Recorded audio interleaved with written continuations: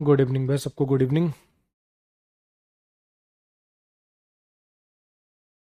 इस सेंटेंस में क्या गलती है क्या नहीं है, करेंगे उसको डिस्कस। पहले आप एक काम करो, ये सेंटेंस मुझे तोड़ के दिखाओ।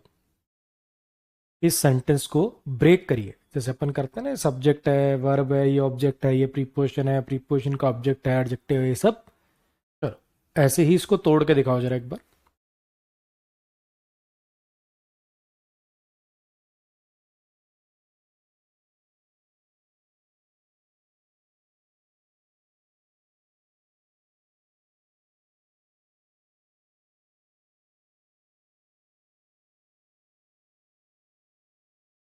टॉपिक चल रहा है जी अपना, जो डिस्ट्रीब्यूटिव प्रोनाउन था उसके एक दो सेंटेंसेस लास्ट बचे।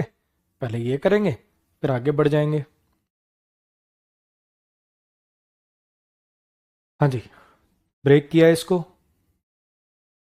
हैज हैव हैड, जब इनके बाद कोई आगे मेन वर्ब लगी हो तो ये हेल्पिंग वर्ब हो जाएगा। नॉट आपका एडवर्ब हो गया। कम आपका मेन वर्ब हो गया। इन प्रीपोजिशन है। प्रीपोजिशन के बाद आने वाला नाउन या प्रोनाउन प्रीपोजिशन का ऑब्जेक्ट बन गया। कोई दिक्कत समस्या? और प्रीपोजिशन है। गेस्ट इस प्रीपोजिशन का ऑब्जेक्ट हो गया।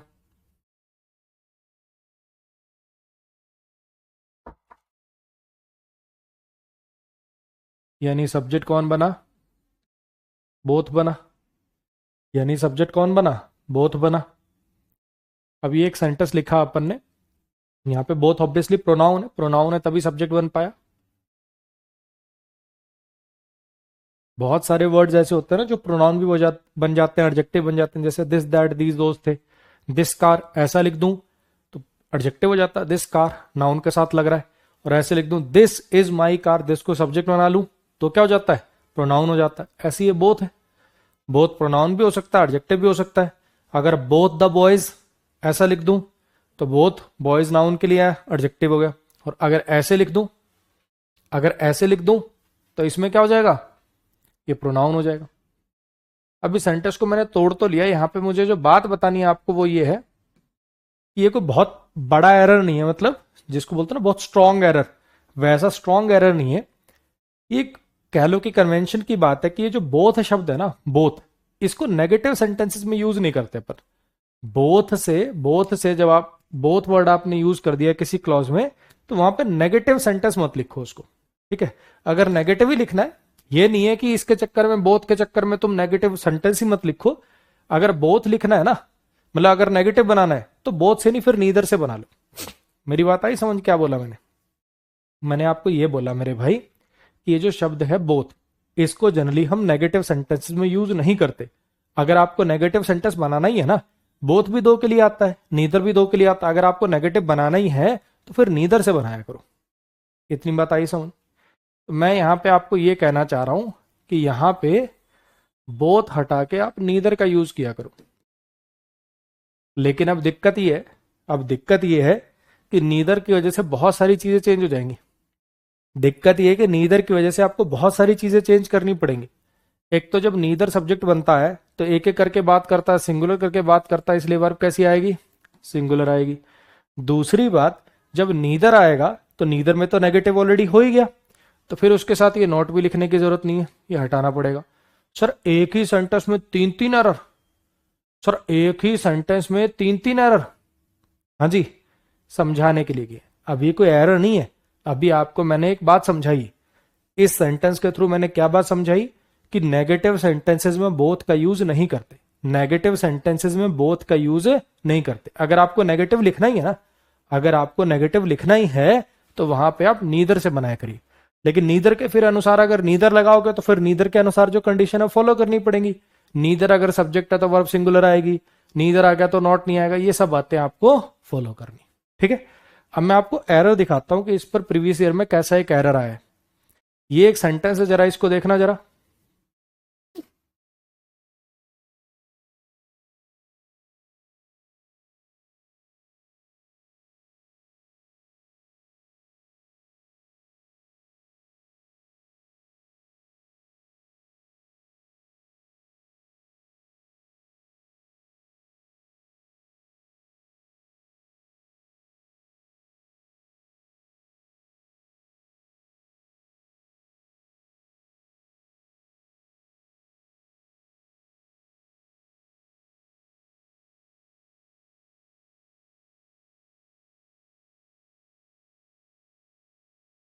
इस सेंटेंस को तोड़ो जरा एक बार।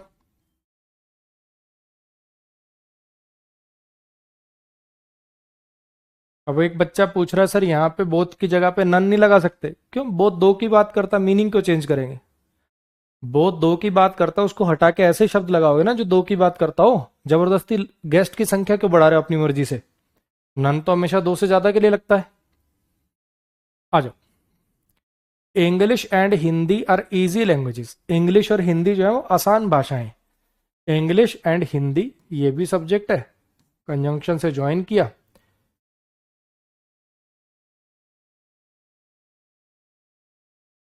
कंजंक्शन से मैंने इसको ज्वाइन कर दिया, एक दूसरा सब्जेक्ट लिख दिया, आर आपका लिंकिंग वर्ब लिख लिया।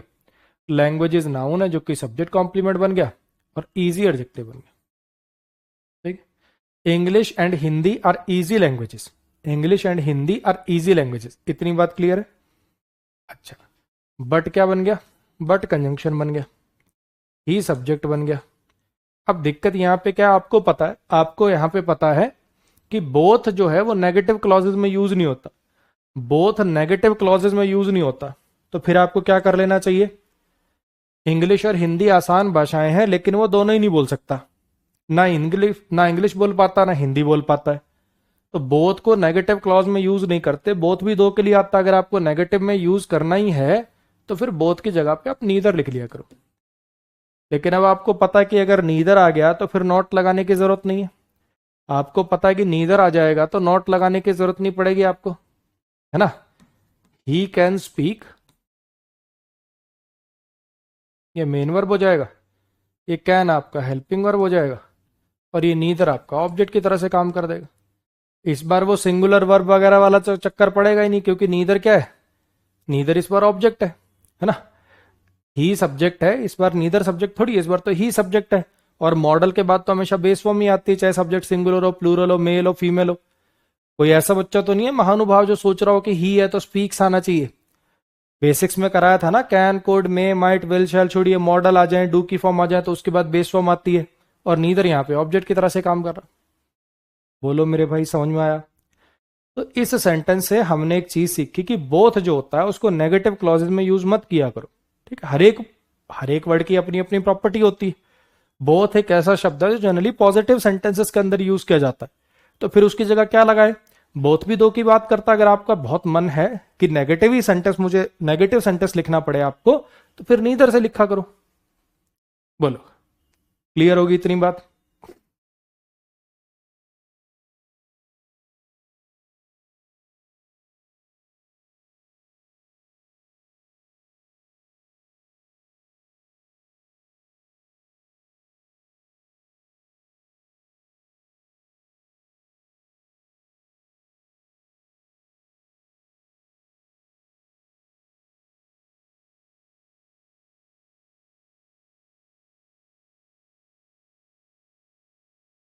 भाई मेरे पास तो क्लास चल रही है।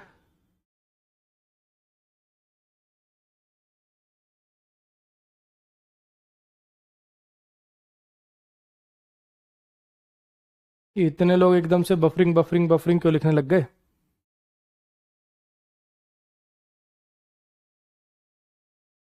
एक बार क्लास क्लोज करके वापस से चलाओ।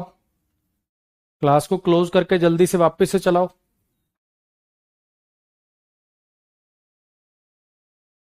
कोई फ्रेम भी ड्रॉप नहीं हो रहे, इंटरनेट भी ठीक है, सब कुछ ओके है।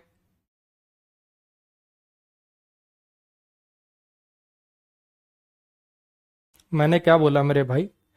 इस सेंटेंस के थ्रू मैंने आपको ये सिखाने समझाने की कोशिश करी है कि एक वर्ड है बोथ। ये एक ऐसा वर्ड है, एक चीज समझना, जैसे एक वर्ड होता है होप, उम्मीद। ठीक है, क्या अपन ऐसा लिख दें? आई, क्या जिंदगी में कभी ऐसा लिखोगे, I hope you do not qualify the exam? Hope एक ऐसा वर्ड है यार जो पॉजिटिविटी को दिखाता है। मैं होप करता हूं कि तू पेपर क्लियर ना करे, मैं होप करता हूं कि मेरा पेपर क्लियर ना हो। कभी ऐसे सेंटेंस कभी यूज करोगे? तो ऐसे ही ये जो वर्ड है बोथ, ठीक है, ये पॉजिटिव सेंटेंसेस के अंदर यूज होने वाला वर्ड है, इसको नेगेटिव में यूज ना करें। अगर कभी आपको नेगेटिव बनाना ही है तो फिर बोथ मत लिखा करो, फिर नीदर से बना लिया करो। लेकिन ध्यान रखना, नीदर के साथ नॉट मत लगाना। लेकिन ध्यान रखना, नीदर के साथ नॉट मत लगाना। नेक्स्ट पर आ जाइए।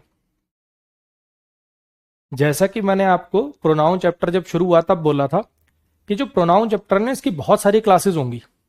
उसका रीजन ये नहीं है कि प्रोनाउन चैप्टर बहुत बड़ा है, बाकियों से थोड़ा सा बड़ा है, लेकिन इतना बड़ा नहीं है कि इसकी क्लासेस कोई 10-11 क्लासेस लगानी पड़े।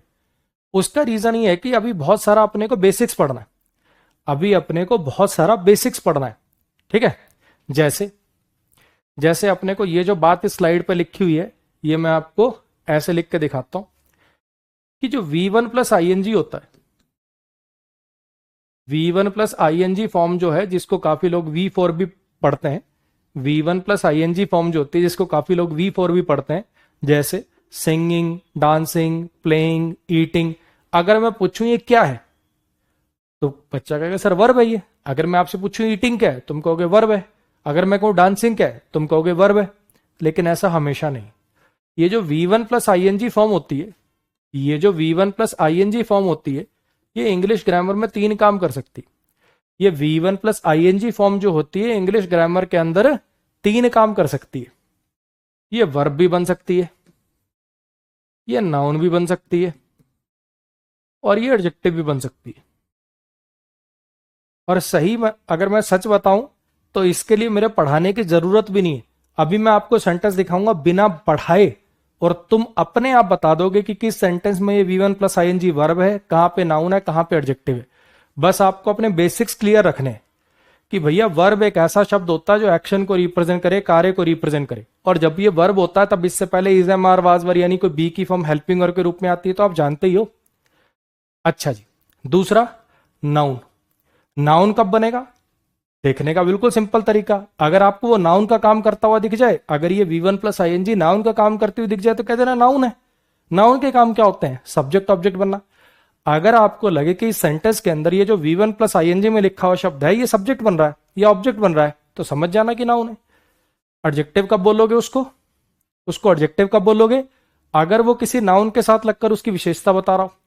अगर वो किसी नाउन के साथ लगकर उसकी विशेषता बता रहा हो तो उसको एडजेक्टिव कह देंगे। आई मेरी बात समझ में। एक काम करो, ये 3 सेंटेंसेस हैं, ये 3 सेंटेंसेस हैं, इनको करके दिखाओ मुझे जरा। अभी मैंने कुछ नहीं पढ़ाया, कुछ नहीं बताया। एक बार आप ट्राई करो कि इसमें जो V1 प्लस आई आ रहा है वो कहां वर्ब है, कहां नाउन है, कहां एडजेक्टिव है। करो जरा।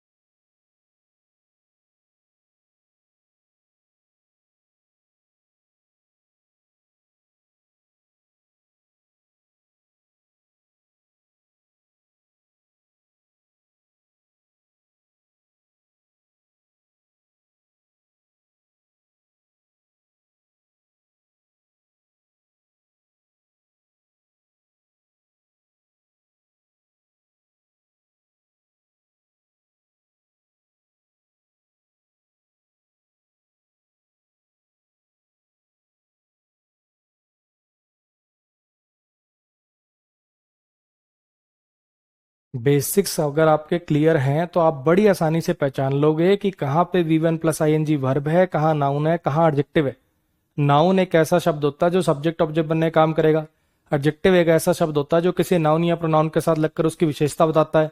वर्ब एक ऐसा शब्द होता है जो एक्शन को रिप्रेजेंट करता है। करके दिखाओ जरा इसमें।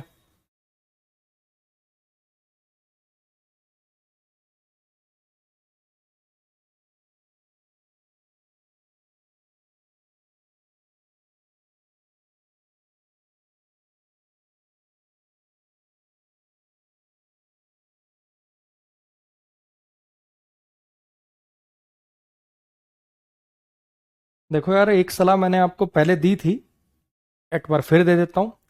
कुछ ऐसे बच्चे होते हैं, जैसे अभी अभी मैंने इसमें कुछ भी नहीं बताया, ठीक है। एक ही बच्चा, पता नहीं विनीत था कि विवेक, ऐसा कुछ नाम था, पूछ रहा रनिंग कौन से टाइप का एडजेक्टिव है। अभी मैंने पढ़ाया ही नहीं है, अभी मैंने कुछ बताया ही नहीं है इसके बारे में, लेकिन उसको पहले ही कमेंट करने की चुल है ना। उंगलियों में कुछ कुछ बच्चों के ना, उंगलियों में कमेंट के कीड़े फिट होते हैं। बोलना तो मैं कहीं और चाहता हूं, कहीं और कीड़ा फिट होता है उनके, लेकिन थोड़ी मान मर्यादा के लिए कह देता हूं कि उंगलियों में कीड़ा फिट होता है उनके, उनको सब कुछ कमेंट करना है ना। भैया ऐसे फिरते रहोगे 2-3 साल, ऐसे 2-3 साल फिरते रहोगे कोचिंग लेते हुए, जो पढ़ा रहा हूं जो बता रहा हूं उसको सुनने की आदत डालो। जब उस वो वाला समय आएगा मैं अपने आप बता दूंगा, ठीक है। शांति से जो जिस सीक्वेंस में बताया जा रहा है उसको पढ़ो। जितना कमेंट से उंगलियां दूर रखेगा उतना कॉन्सेप्ट के पास पहुंच जाएगा, यानी सिलेक्शन के पास पहुंच जाएगा। और ये कमेंट कमेंट ही खेलना है तो एक काम करो, 10-10 रुपए 10-10 पैसे मिलते हैं स्पैम करने के, स्पैमर ही बन जा फिर। क्यों तैयारी कर रहा कॉम्पिटेटिव एग्जाम की।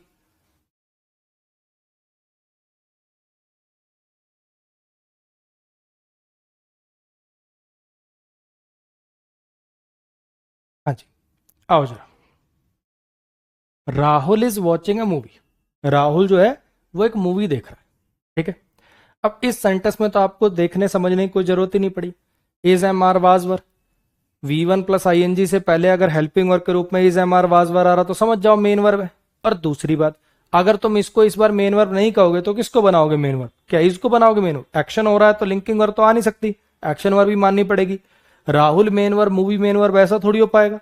तो इस सेंटेंस के अंदर तो ये आपको चीख चीख के बता रहा है कि राहुल सब्जेक्ट है, इज हेल्पिंग वर्ब है, ये मेन वर्ब है और ये ऑब्जेक्ट है। मुझे बताओ कोई दिक्कत समस्या? अगर मैं बात करूं ये सबसे लास्ट वाले सेंटेंस की, अगर मैं बात करूं ये सबसे लास्ट वाले सेंटेंस की, सलमान सब्जेक्ट है, शॉर्ट वर्ब है, ठीक है। सलमान शॉर्ट, सलमान ने गोली मार दी, किसको गोली मार दी? हिरण को गोली मार दी, तो ये क्या हो गया? ऑब्जेक्ट हो गया। अच्छा कैसा हिरण था, कौन सा हिरण था? सलमान ने गोली मार दी भागते हुए हिरण को। थोड़ी सी सोचने समझने की कोशिश करो, ये जो रनिंग शब्द है क्या ये वर्ब हो सकता है? वर्ब तो आ चुकी ना, अरे मेन वर्ब तो आ चुकी, तो ये वर्ब कैसे हो सकता है? पहला लॉजिक। V1 + ing जब मेन वर्ब बनता है तो उससे पहले हेल्पिंग वर्ब आती है, उससे पहले हेल्पिंग वर्ब आती है, is am are was were. कहीं दिख रही है क्या? दूसरा लॉजिक। मेन वर्ब से पहले कभी दा आता है? आर्टिकल कभी वर्ब से पहले यूज किए जाते हैं क्या? तीसरा लॉजिक। ये तीनों लॉजिक चीख चीख के बता रहे हैं वर्ब तो है नहीं। एक नाउन के साथ लगकर उसकी विशेषता बताने का काम तो एडजेक्टिव करते हैं, नाउन हो सकता है क्या ये? ना जी। तो ये सारी बातें आपको चीख चीख के बता रही हैं कि भैया यहां पर ये एडजेक्टिव है। क्लियर हो गया? स्मोकिंग कॉजेज कैंसर, स्मोकिंग से कैंसर होता है। स्मोकिंग जो है वो कैंसर को कॉज करती है। कॉज्ड कॉज्ड कॉज्ड वर्ब हो गया। अच्छा जी, कॉजेज व्हाट, वर्ब से व्हाट या होम का रिप्लाई ऑब्जेक्ट हो गया। तो वर्ब का क्या चाहिए? सब्जेक्ट चाहिए। सब्जेक्ट बनने का काम कौन करता है इंग्लिश में? नाउन करता है। तो ये स्मोकिंग यहां पर नाउन की तरह से काम कर रहा है। V1 + ing अगर ये वर्ब होता तो दूसरी वर्ब कैसे आ रही है साथ में? अगर ये मेन वर्ब होता तो इससे पहले is am are was were be been, कुछ ना कुछ होना चाहिए था। ऐसा कुछ दिख रहा है क्या? नहीं सर। अगर ये एडजेक्टिव होता तो इसके बाद कोई नाउन आया होता, ऐसा कुछ है क्या? नहीं सर। तो ऑब्वियसली ये नाउन है। बोलो भाई, समझ में आई इतनी बात? अब एक छोटी सी बात और जान लो। जब V1 + ing नाउन की तरह से काम करता है, जब V1 + ing नाउन की तरह से काम करता है, तब इसका एक हाई फाई नाम होता है जिरंड। गली मोहल्ले में इसकी इज्जत बनाने के लिए इसको जिरंड नाम से पुकारते हैं। और जब ये एडजेक्टिव की तरह से काम करता है तब इसका गली मोहल्ले में इज्जत बनाने के लिए हम कहते हैं कि ये प्रेजेंट पार्टिसिपल है। भारी भारी नाम। अगर ये पहले लिख देता, अगर मैं ये पहले लिख देता तो तुम में से 5-7 हैं ऐसे, अरे वो तो मुश्किल आ गया, नहीं नहीं मुझे तो नहीं समझ आएगा, नहीं नहीं नहीं नहीं, मेरे भैया ने बोला था 3 ताल से पहले नहीं होगा, ये बैठे रहते। बच्चे चीजें कई बार आसान होती हैं, उनके नाम बड़े होते हैं। चीजें कई बार आसान होती हैं, उनके नाम बड़े होते हैं। एक बार इसको देखो 30 सेकंड के लिए, फिर से इस पे आप नजर मारो, फिर मैं बताता हूं, ठीक है। कहने का मतलब ये कि ये जो स्मोकिंग लिखा हुआ जब ये नाउन की तरह से काम कर गया तो इसका एक हाई फाई नाम पड़ जाएगा जिरड। और ये जब एडजेक्टिव की तरह से काम कर गया तो इसका एक हाई फाई नाम पड़ जाएगा प्रेजेंट पार्टिसिपल। एक बार 30 सेकंड के लिए आप नजर मारिए, फिर मैं दोबारा बताता हूं।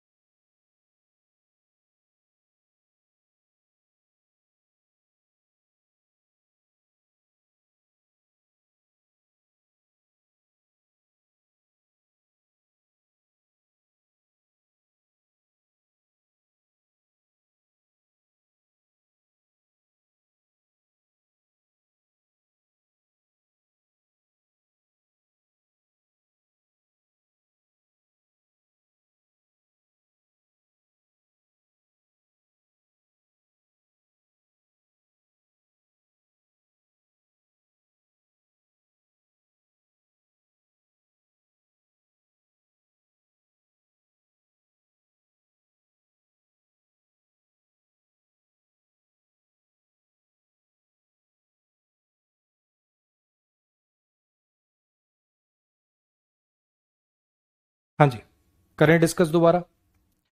Rahul is watching a movie, smoking causes cancer और Salman shot the running deer. अगर आप देख पा रहे हैं, यहां पे भी V one plus I N G आ रहा है, यहां भी V one plus I N G आ रहा है, और यहां पे V one plus I N G आ रहा है, लेकिन तीनों के काम अलग अलग है। पहले सेंटेंस में मुझे नजर आ रहा है कि इससे पहले एक हेल्पिंग वर्ब लगी हुई है, और पूरे सेंटेंस के अंदर वर्ब का काम भी करने लायक यही एक शब्द है, ना तो राहुल वर्ब बन सकता ना ये वर्ब बन सकता, तो मुझे पता चल गया ये मेन वर्ब है। इस सेंटेंस की अगर मैं बात करूं तो यहां वर्ब ऑलरेडी आ चुकी है, तो ये वर्ब नहीं हो सकता। इससे पहले कोई is am are was verb ही नहीं दिख रहा कि इसको वर्ब कह दूं। आर्टिकल लगा हुआ इससे पहले ये भी पहचान है कि ये वर्ब नहीं हो सकता। नाउन के साथ लगकर उसकी विशेषता बता रहा, तो ये भी नहीं कह सकता कि ये नाउन है, ये काम तो एडजेक्टिव वाले हैं। कॉजेज वर्ब आ गई, कैंसर उसका ऑब्जेक्ट आ गया, तो यहां सब्जेक्ट चाहिए। इससे पहले कोई is am are was verb भी नहीं है कि इसको मतलब हेल्पिंग वर्ब के रूप, कोई इससे पहले हेल्पिंग वर्ब नहीं आ रही is am are was verb की, इसको मेन वर्ब कह दूं। इसके बाद में कोई नाउन भी नहीं है कि इसको एडजेक्टिव कह दूं, तो ये खुद ही नाउन बन रहा, सब्जेक्ट बन रहा है, तो कॉजेज वर्ब का। क्या कौन कॉज करता है कैंसर को? Smoking. V one plus I N G English grammar में 3 काम कर सकता है, वर्ब बनना, नाउन बनना, एडजेक्टिव बनना। कैसे पहचानोगे? थोड़ी सी बुद्धि का यूज करोगे, खुद ही चीख चीख के, तो डिस्को डांस करके बता रहे हैं। क्लियर हो गया मेरे भाई? हाँ जी, अब इन दोनों को करके दिखाइए जरा। जिरंड का हिंदी मीनिंग क्या होता है? मुझे नहीं पता भाई, जिरंड को हिंदी में क्या कहते हैं।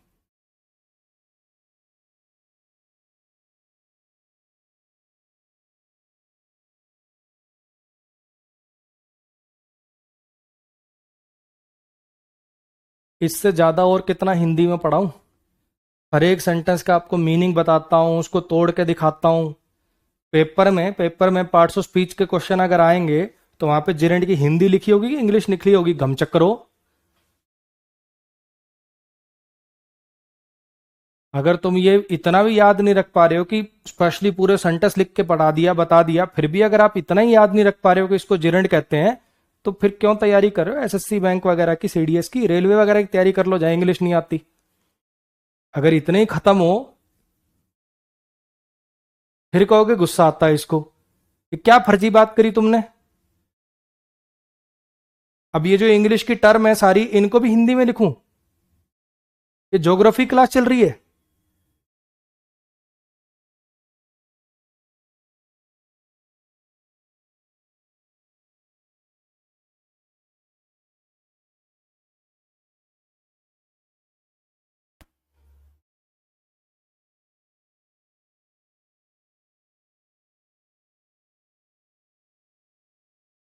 हाँ जी,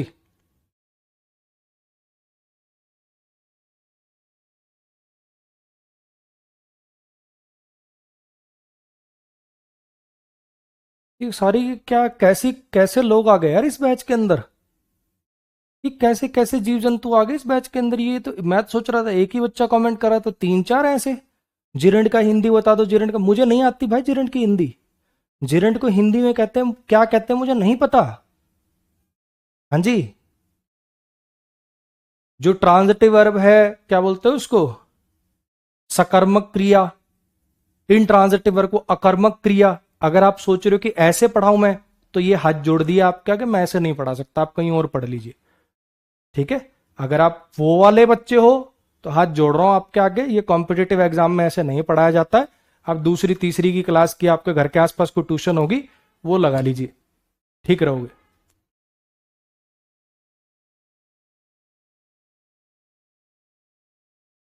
हाँ जी, they started shouting in the class, the mother consoled the crying child. ठीक है, कंसोल, कंसोल्ड, कंसोल्ड वर्ब हो गया, सांत्वना देना। कंसोल, कंसोल्ड, कंसोल्ड वर्ब हो गया, सांत्वना देना। कौन सांत्वना दे रहा है? मां सांत्वना दे रही, तो सब्जेक्ट हो गया, पार्ट्स ऑफ स्पीच नाउन हो गया। मां ने कंसोल किया रोते हुए बच्चे को, मां ने कंसोल किया रोते हुए बच्चे को, हाँ कि ना? किसको कंसोल कर दिया? बच्चे को, तो ये ऑब्जेक्ट हो गया। अच्छा, ये क्राइंग क्या कर रहा है? ये वर्ब हो सकता है क्या? वर्ब तो पहले आ चुकी, इससे पहले कोई is am are was verb भी नहीं है कि इसको वर्ब कह दूं। ये तो एक नाउन के साथ लगकर ये विशेषता बता रहा है, तो नाउन नहीं कह सकता मैं इसको, क्या कहूंगा इसको? ये एडजेक्टिव है। और अभी अपन ने जाना कि V one plus I N G जब एडजेक्टिव की तरह से काम कर देता है, तो उसका एक हाई फाई नाम पड़ जाता है प्रेजेंट पार्टिसिपल। क्लियर हो गया भाई? दे started shouting in the class, they started shouting in the class, started verb हो गया। दे सब्जेक्ट हो गया, they started what, they started what, they started shouting. क्या शुरू कर दिया उन्होंने? शाउटिंग शुरू कर दी। वर्ब हो सकता है क्या? नहीं। Is am are was verb होता अगर वर्ब होता तो। इससे पहले दूसरी वर्ब आ रही है तो ये वर्ब कैसे हो सकता है? अरे बोलो, उन्होंने क्लास में चिल्लाना शुरू कर दिया। ना तो ये वर्ब हो सकता है, कोई नाउन भी नहीं है इसके साथ जिसकी विशेषता बता रहा हूं। ये तो वर्ब से वट का रिप्लाई निकल रहा है। दे स्टार्टेड वट, क्या शुरू कर दिया उन्होंने? शाउटिंग। वर्ब से वट या उम के रिप्लाई क्या होते हैं? ऑब्जेक्ट होते हैं। ऑब्जेक्ट है तो इसका मतलब नाउन का काम कर रहा है। अगर ये नाउन का काम कर रहा है तो इसका हाई फाई नाम क्या हो गया? जेरेंड हो गया। इन प्रीपोजिशन है और ये इस प्रीपोजिशन से बना हुआ, मतलब प्रीपोजिशन का ऑब्जेक्ट है। अब हो सकता है एक आधे बच्चे के माइंड में ये आए कि सर जैसे वो थे qualitative adjective, quantitative adjective, possessive adjective, इसको कौन सा एडजेक्टिव कहूं? इसकी कोई टाइप नहीं होगी बच्चे, वर्ब से बना हुआ एडजेक्टिव है। ऐसे इसको कौन सा नाउन कहूं? इसकी भी, इसको प्रॉपर नाउन कहूं, कॉमन कहूं, कलेक्टिव कहूं? नहीं भाई, ये वर्ब से बने हुए हैं। इनको वो वाली जो टाइप्स थी उनके अंदर नहीं क्लासिफाई कर पाएंगे। क्लियर होगी इतनी बात? हाँ जी।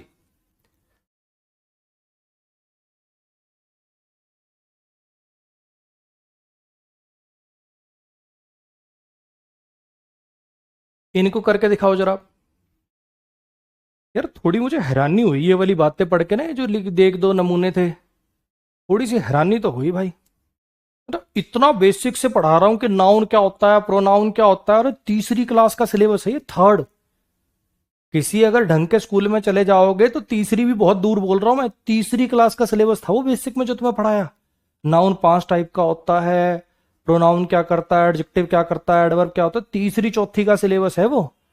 मैंने तो इतना तुम्हें खत्म मान के पढ़ाया, और तुम 200 फीट की बोरिंग, तुम तो कति पाताल लोक की ले जाने को हो रहे हो मुझे। क्या चाहते हो मालिक? क्या चाह रहे हो?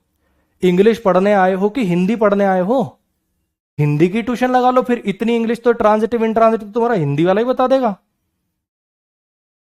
बहुत ही खत्म हो भाई। इनको तोड़ने की कोशिश करो जरा, इनको बताओ।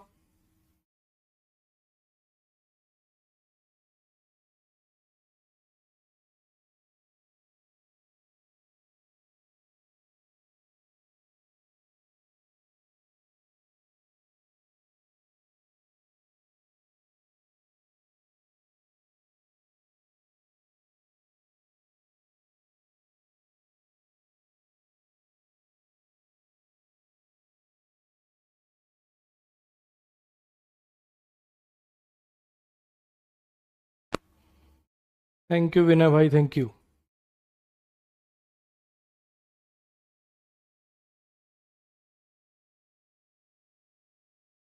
This movie is really interesting. जो मूवी है सच में बड़ी इंटरेस्टिंग है। करण की जो परफॉर्मेंस थी मैच में वो आउटस्टैंडिंग थी। ठीक है। अब यहां पे एक सेंटेंस जो लिखा हो इसको तोड़ने की कोशिश करते हैं। ठीक है।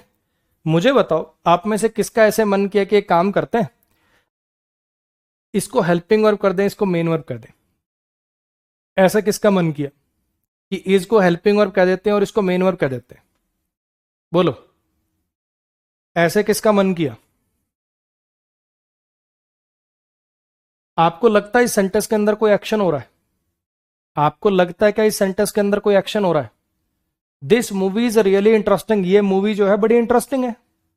मूवी बड़ी ही इंटरेस्टिंग है। उसकी मैच में परफॉर्मेंस आउटस्टैंडिंग थी।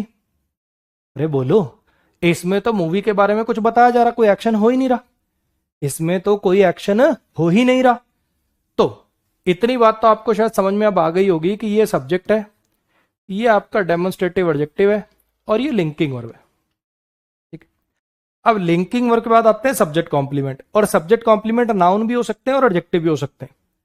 और आपको पता है V1 प्लस ING नाउन भी बन जाता है, एडजेक्टिव भी बन जाता है। तो मुझे बताओ इसको क्या कहोगे, एडजेक्टिव कहूं कि नाउन कहूं? ये जो क्या बोला मैंने, लिंकिंग वर्ब के बाद आते हैं सब्जेक्ट कॉम्प्लीमेंट, और सब्जेक्ट कॉम्प्लीमेंट जो होते हैं वो नाउन भी हो सकते हैं, एडजेक्टिव भी हो सकते हैं। और ये V1 प्लस ING भी नाउन भी हो सकता है, एडजेक्टिव भी हो सकता है। तो मुझे बताओ कि ये नाउन है कि एडजेक्टिव है? हाँ जी, ये नाउन है कि ये एडजेक्टिव है? सोचने के लिए मैं आपको एक हिंट देता हूं।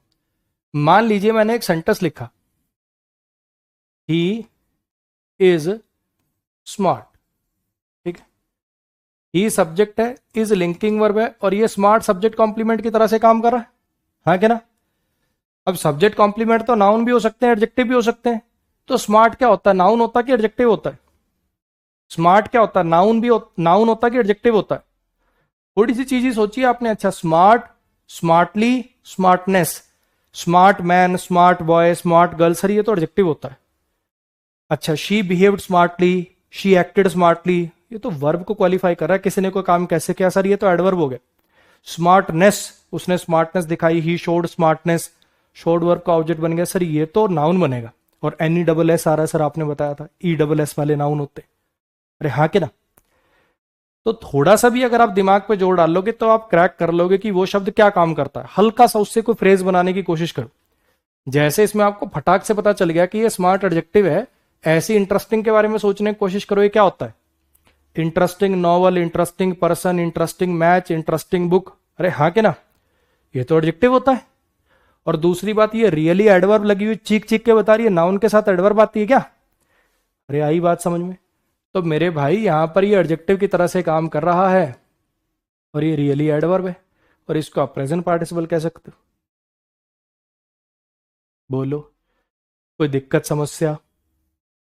सेम ऐसा ही कुछ यहां पे कि परफॉर्मेंस क्या हो गया, सब्जेक्ट हो गया, करन क्या हो गया, पजेसिव केस ऑफ नाउन हो गया। करन क्या हो गया, पजेसिव केस ऑफ नाउन हो गया। इन प्रीपोजिशन होगी, मैच इस प्रीपोजिशन का ऑब्जेक्ट हो गया। फिर से वही वाली बात, मैच में जो करन की परफॉर्मेंस थी, मैच में जो करन की परफॉर्मेंस थी वो आउटस्टैंडिंग थी। कैसी परफॉर्मेंस थी? आउटस्टैंडिंग थी। अगर मैं यहां पे देखो, अगर मैं सिंपली गुड लिख दूं, करंस performance in the match was good, एक बच्चे को भी दिक्कत नहीं होगी सोचने में कि यहां पे कोई एक्शन नहीं हो रहा, करण की परफॉर्मेंस के बारे में बता रहे हो, कैसी थी, अच्छी थी, बुरी थी। हाँ कि ना? तो यहां पे जो शब्द लिख रहे हो मेरे भाई, इसमें कोई एक्शन नहीं हो रहा है यहां पे। तो ऐसा मत कर देना ये हेल्पिंग वर्ब, ये मेन वर्ब बना दो कहीं तुम, ये लिंकिंग वर्ब है। और फिर वही बात, अब इसको एडजेक्टिव कहूं कि नाउन कहूं? एडजेक्टिव कहूं कि नाउन कहूं? आउटस्टैंडिंग परफॉर्मेंस, ये तो सर एडजेक्टिव की तरह से काम करने वाला शब्द है। तो ये एडजेक्टिव हो गया, सब्जेक्ट कॉम्प्लीमेंट हो गया, प्रेजेंट पार्टिसिपल हो गया। बोलो, कोई दिक्कत समस्या मेरे भाई? हाँ जी, एक बार फिर से रिवाइज करा दूं, एक बार फिर से रिवाइज करा दूं। अशोक, लास्ट वार्निंग है बच्चे, ठीक है? मैं चाह तो रही था, चल फिर मैंने कहा चल एक लास्ट वार्निंग दे के देख लेता हूं, ठीक? अशोक क्या कह रहा है, करण वर्ब है क्या? इससे पहले जब मैंने कहा तीसरी क्लास में पढ़ाई जाने वाली बातें थी, तो कह रहा मैंने तो तीसरी स्किप कर दी थी। ठीक है, अब इसने बदतमीजी की लिमिट ना क्रॉस कर दी। हर एक बच्चे को मैं 3-4 चांस देता हूं, कोई बात नहीं कोई बात नहीं। अब मैं जाने ही वाला था ब्लॉक करने में, चल एक बार छोड़ के देख लेते हैं। अब नेक्स्ट टाइम जब मैंने इधर 2 कदम रख दिए ना, तो समझ जाना अशोक, कोर्स वो गया, वो गया, बाय बाय। ठीक है? अगर आपको कोर्स अपना बैन करवाना हो, तो नेक्स्ट टाइम बस एक ही कमेंट और कर दे, तुझे भी मजा आए, मुझे भी मजा आए, क्लास को भी मजा आए, सारे हम मिलकर ताली बजाएंगे तेरा कोर्स खत्म होने पे। चलो, 30-30 सेकंड के लिए एक बार आपको सारी स्लाइड दोबारा दिखाता हूं। पहले आप सोचना इस स्लाइड पे सर ने क्या बोला था, ठीक है? और फिर उसके बाद मैं सारी बातें रिपीट करूंगा, फिर आगे बढ़ेंगे।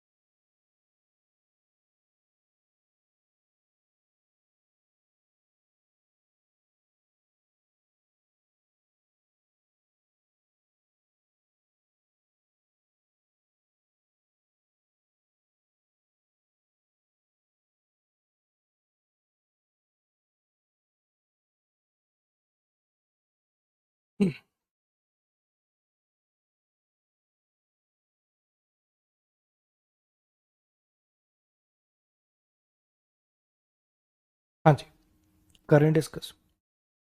मैंने आपको क्या पढ़ाया कि आज हमें प्रोनाउन चैप्टर से हटके कुछ थोड़ा सा बेसिक्स और पढ़ने, ठीक है। कुछ वर्ड हैं जो आपको परेशान करते हैं जब सेंटेंसेस में आते हैं, तो उनके बारे में कुछ जान लेते हैं, क्योंकि सेंटेंस है तो उसके अंदर वर्ड्स आएंगे। अभी तक आपने सेंटेंस देखे, जितना जितना मैं पढ़ाता जा रहा हूं सेंटेंस में वही चीजें आती हैं। मैंने जब तक आपको थोड़े थोड़े पढ़ाए तो सेंटेंस छोटे छोटे लिख पा रहा हूं, थोड़ा फिर एडजेक्टिव वगैरह पढ़ा दिए, फिर थोड़ा और सेंटेंस बड़ा हो गया, प्रीपोजिशन ऑब्जेक्ट वगैरह पढ़ा दिए, सेंटेंस थोड़ा और बड़ा हो गया। ऐसे ही मैं चाहता हूं कि आपके सेंटेंस के अंदर जेरेंड, पार्टिसिपल ये शब्द भी डालूं, ताकि ऐसा ना हो कि सीधा ये एडवांस वर्ब में जाके सुनो, कोर्स के एंडिंग में चैप्टर आते हैं वहां जाके सुनो, है ना, फिर एकदम से अरे ये क्या आ गया। मैं चाहता हूं कि थोड़ा थोड़ा आप इन सब चीजों के बारे में पहले से ही जानते सीखते चले। आओ, क्या बोला मैंने मेरे भाई कि V1 plus ING English grammar में 3 काम करता है, वर्ब बनना, नाउन बनना, एडजेक्टिव बनना। सर मुझे क्या सपने आएंगे?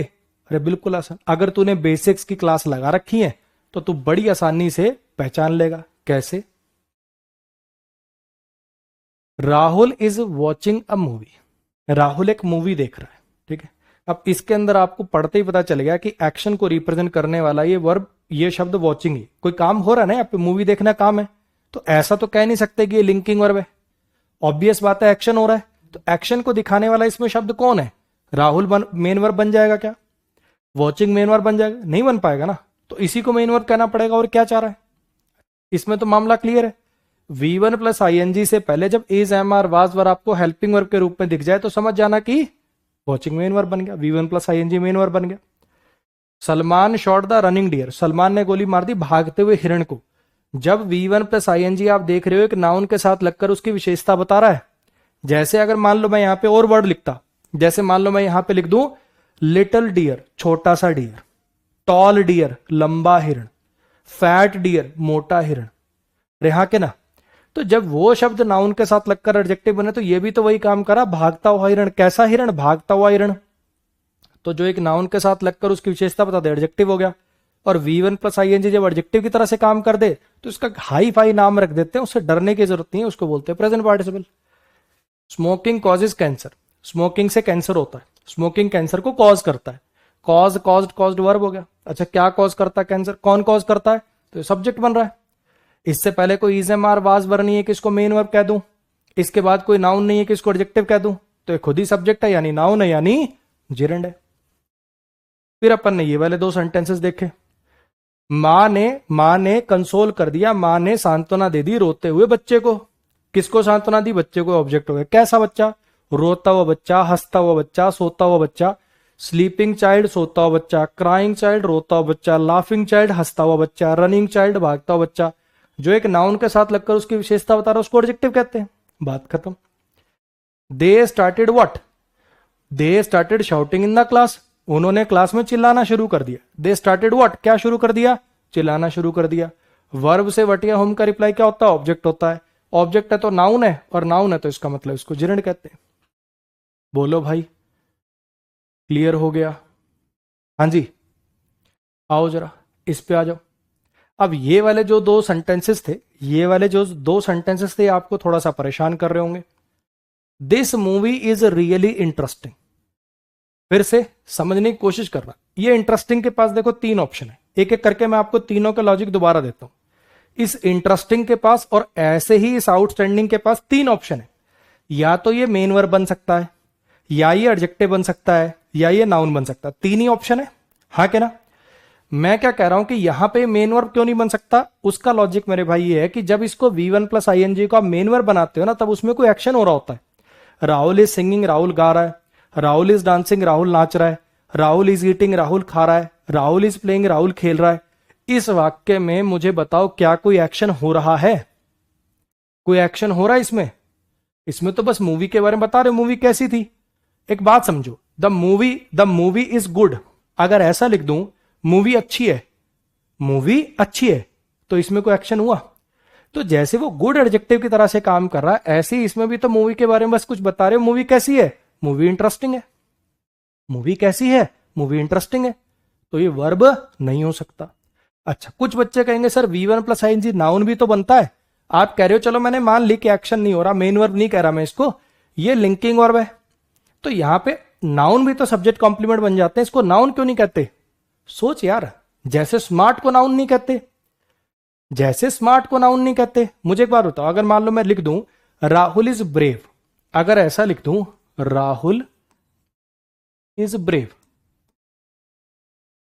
ठीक है, अब मैं आपको कहूं कि इतनी बात तो सबको पता है, ये सब्जेक्ट है, ये लिंकिंग वर्ब है, और ये शब्द सब्जेक्ट कॉम्प्लीमेंट बनेगा। सब्जेक्ट कॉम्प्लीमेंट तो नाउन भी हो सकते हैं, एडजेक्टिव भी हो सकते हैं। ये ब्रेव शब्द क्या है? नाउन है क्या ये? थोड़ा सा भी दिमाग लगाओगे, brave soldier, brave man, brave girl, sir ये तो एडजेक्टिव की तरह से काम करता है। ब्रेव एडजेक्टिव होता है, ब्रेवली एडवर्ब होता है, दे फॉट ब्रेवली जो बताए कोई एक्शन कैसे हो रहा है, और ब्रेवरी बहादुरी ये नाउन होता है। थोड़ा सा भी दिमाग लगाओगे तो समझ जाओगे कि ब्रेव शब्द जो है वो एडजेक्टिव होता है। वैसे ही अगर इंटरेस्टिंग को यूज करोगे, interesting novel, interesting game, interesting person, अरे हाँ के ना, ये इंटरेस्टिंग क्या काम करता है? एडजेक्टिव वाले काम करता है। क्लियर हो गया मेरे भाई? जैसे आप ब्रेव को नाउन नहीं कह रहे, जैसे आप स्मार्ट को नाउन नहीं कह रहे, क्यों नहीं कह रहे? क्या लॉजिक है आपके पास? जो बच्चे अभी एक दो बच्चे कमेंट कर रहे थे सर इसको नाउन क्यों नहीं कहते, तो पलट के मैं तुमसे पूछ दूं इसको एडजेक्टिव क्यों नहीं कहते? सोचना, थोड़ा सा फ्रेज तो बना दिमाग में, हल्का सा तो दिमाग को थोड़ी सी तो हरकत करने दे, हैं? थोड़ा सा तो जोर लगा।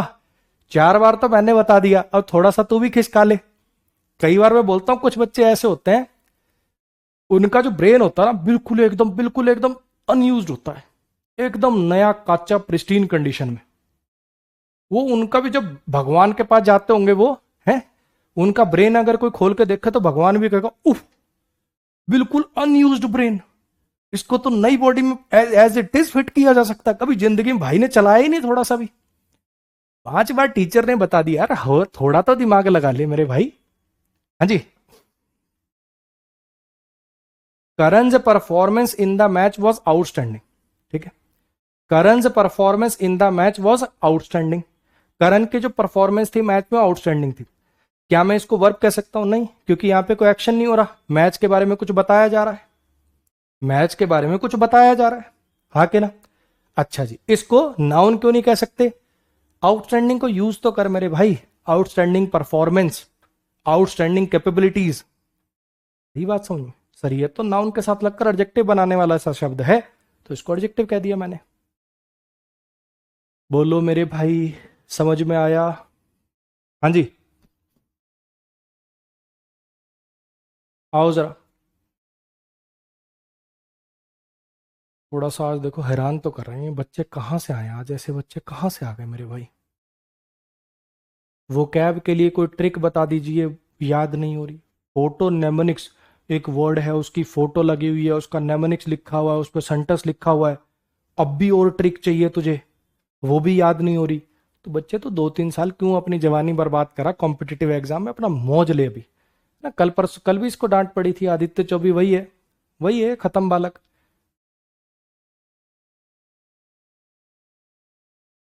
कहां से आ गए आज ये दो, इतने नमूने कहां से आ गए मेरे भाई?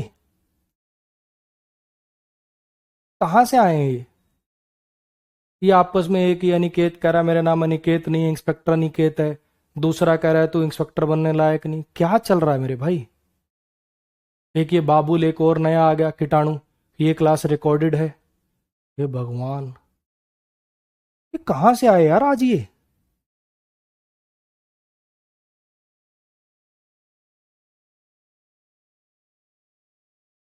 चलो भाई, क्या कर सकते हैं इन नमूनों का, है? इग्नोर कर सकते हैं बस। देखिए बाबुल फिर से, ये रिकॉर्डेड है, फिर इसके पास वही लॉजिक होगा रिकॉर्डेड होने का।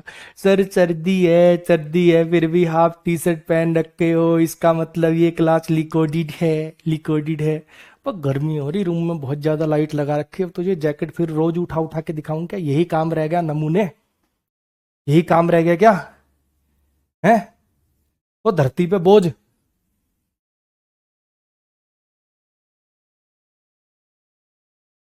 मानव कह रहा है मेरा तो दिमाग खराब हो गया कमेंट पढ़ के। अब तुम सोचो मेरे ऊपर क्या बीतती होगी, तुम्हें तो एक आधे दिख रहे, मेरा तो दिन भर का यही, ये नमूनों से यही नहीं पे पाला पड़ता है। सच बता रहा हूं, अच्छे खासे आदमी को पागल करने के लिए उससे 2 क्लास दिलवा दो लाइव। ये ऐसे छपड़गंजू लोग हैं, बस पूछो मत। आ जाओ। जैसे मेरे भाई हमने V1 प्लस ING को देखा, ऐसे ही ये जो वर्ब की थर्ड फॉर्म होती, ऐसे ही ये जो वर्ब की थर्ड फॉर्म होती है अंग्रेजी में दो काम कर सकती है, या तो ये वर्ब बन सकती है या ये एडजेक्टिव बन सकती है। सर मुझे कैसे पता चलेगा? मुझे कैसे पता चलेगा? अरे बिल्कुल आसान यार, बिल्कुल आसान। अगर तो थोड़ा सा भी तेरा दिमाग यूज कर देगा तो तुझे पता चल जाएगा वर्ब कब है, एडजेक्टिव कब है। V3 जब वर्ब होती है, V3 जब वर्ब होती है तो उससे पहले हैज, हैव, हैड ये सब हेल्पिंग वर्ब के रूप में काम करते हैं, है ना। V3 जब वर्ब होती है तो उससे पहले हैज, हैव, हैड ये सब हेल्पिंग वर्ब के रूप में आएंगे। और V3 जब एडजेक्टिव होगा तो ये किसी नाउन के साथ लगकर उसकी विशेषता बताएगा। हाँ कि ना? चलो करके दिखाओ जरा एक बार। ये दो सेंटेंसेस मैंने लिखे, ये दो सेंटेंसेस मैंने लिखे हैं, एक बार इसको तोड़ के मुझे करके दिखाओ, इसको करके दिखाओ अपने आप, फिर मैं बताता हूं।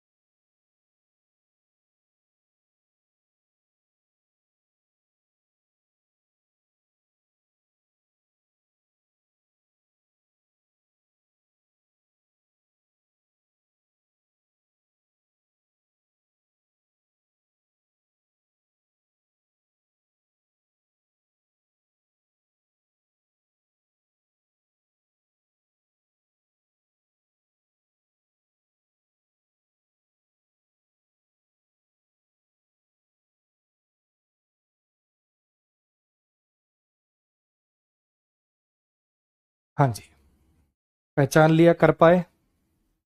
Are soldiers followed the given instructions, हमारे सोल्जर्स ने, हमारे सैनिकों ने फॉलो करी दी गई इंस्ट्रक्शंस।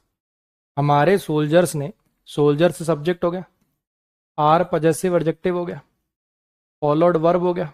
हमारे सोल्जर्स ने फॉलो करी, क्या फॉलो करी? इंस्ट्रक्शंस फॉलो करी, ऑब्जेक्ट हो गया। कौन सी इंस्ट्रक्शंस? ये गिवन शब्द वर्ब हो सकता है क्या? वर्ब तो आ गई है ना। और अगर गिवन तो थर्ड फॉर्म है, अगर ये वर्ब होता तो इससे पहले हेल्पिंग वर्ब आई होती, हैज, हैव, हैड कोई। अगर ये वर्ब होता तो इससे पहले द आर्टिकल क्या कर रहा है?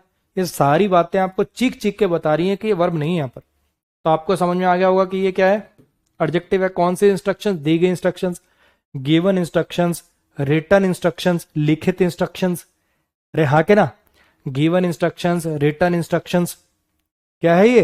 एडजेक्टिव की तरह से काम कर रहा है। दे सब्जेक्ट है, हैव हेल्पिंग वर्ब है, गिवन मेन वर्ब है, इंस्ट्रक्शंस उसका ऑब्जेक्ट है, सम क्वांटिटेटिव एडजेक्टिव है, टू प्रीपोजिशन है, और मिस्टर गुप्ता इसका ऑब्जेक्ट है। इस बार ये गिवन मेन वर्ब बन गया। इससे पहले हैव हेल्पिंग वर्ब लगी हुई है ना, एक्शन को रिप्रेजेंट कर रहा है। इसके बाद कोई नाउन भी नहीं है जिसकी विशेषता बता रहा हूं, तो यहां पे इसको मेन वर्ब कह दिया मैंने। और जब V3 मेन वर्ब की तरह, V3 एडजेक्टिव की तरह से काम कर देता है तो इसका एक हाई फाई नाम बनता है past participle. V1 plus ING वाले को बोलते हैं प्रेजेंट पार्टिसिपल, इसको बोलते हैं पास्ट पार्टिसिपल।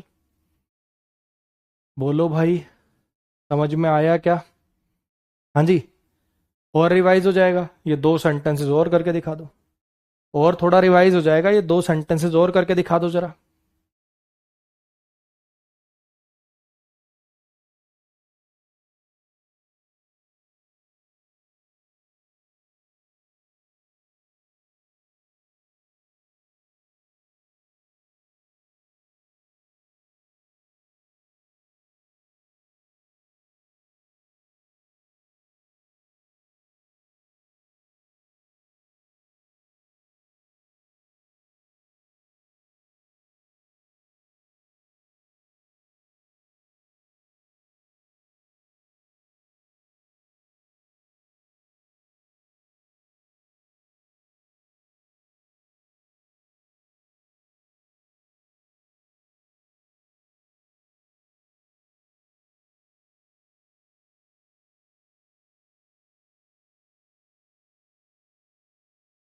हाँ जी।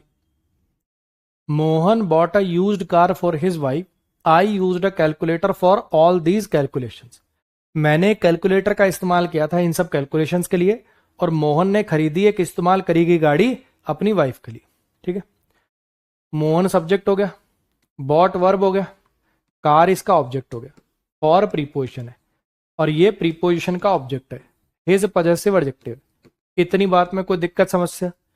अब ये यूज्ड क्या वर्ब हो सकता है? वर्ब तो ये रही ना, ये वर्ब होता तो इससे पहले ये आर्टिकल क्या कर रहा है?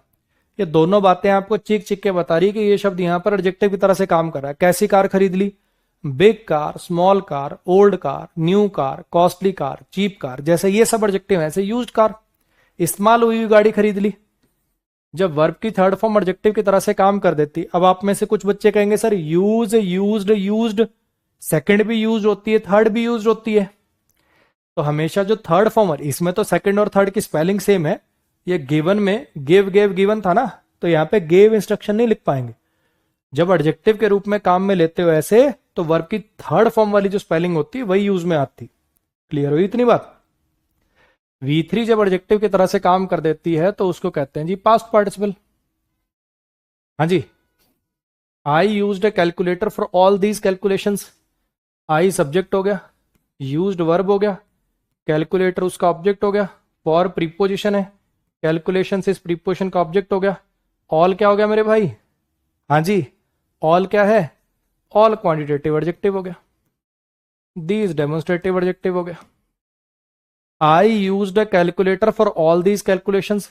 मैंने एक कैलकुलेटर का इस्तेमाल किया था इन सब कैलकुलेशंस के लिए। तो यहां पे ये जो यूज्ड है ये वर्ब की तरह से काम कर रहा है। देखो रॉकेट साइंस नहीं है यार, बट डरना छोड़ दो तुम। ये वाली हरकतें छोड़ दो कि जिरंड वर्ड लिख दिया, प्रेजेंट पार्टिसिपल लिख दिया, कोई भी नया वर्ड लिख दिया तो कान ही बंद हो जाते हैं तुम्हारे कि नहीं नहीं नहीं नहीं ये तो मुझे समझ में आएगा ही नहीं, पहली बार में तो समझ में आएगा नहीं। कुछ भी नहीं है, अरे कुछ भी नहीं है, बड़ी आसान चीजें हैं, बस थोड़ा सा ध्यान से सुनने की आदत डालो। चलो अब एक सेंटेंस और है ये, इसको तोड़ने समझने की कोशिश करो एक बार अपने आप, फिर मैं कराता हूं। ये जो नीचे वाला यूज्ड है, ये वाला यूज्ड कौन सी फॉर्म है वर्ब की बताना, दूसरी है कि तीसरी है? ये वाला यूज्ड कौन सी फॉर्म है वर्ब की? अरे तीसरी फॉर्म होती तो इससे पहले कोई हेल्पिंग वर्ब आई होती ना, हैज हैव हैड। हाँ, ये वर्ब की सेकंड फॉर्म है, पास्ट इंडेफिनिट है, ये मेरे भाई वर्ब की सेकंड फॉर्म है ये।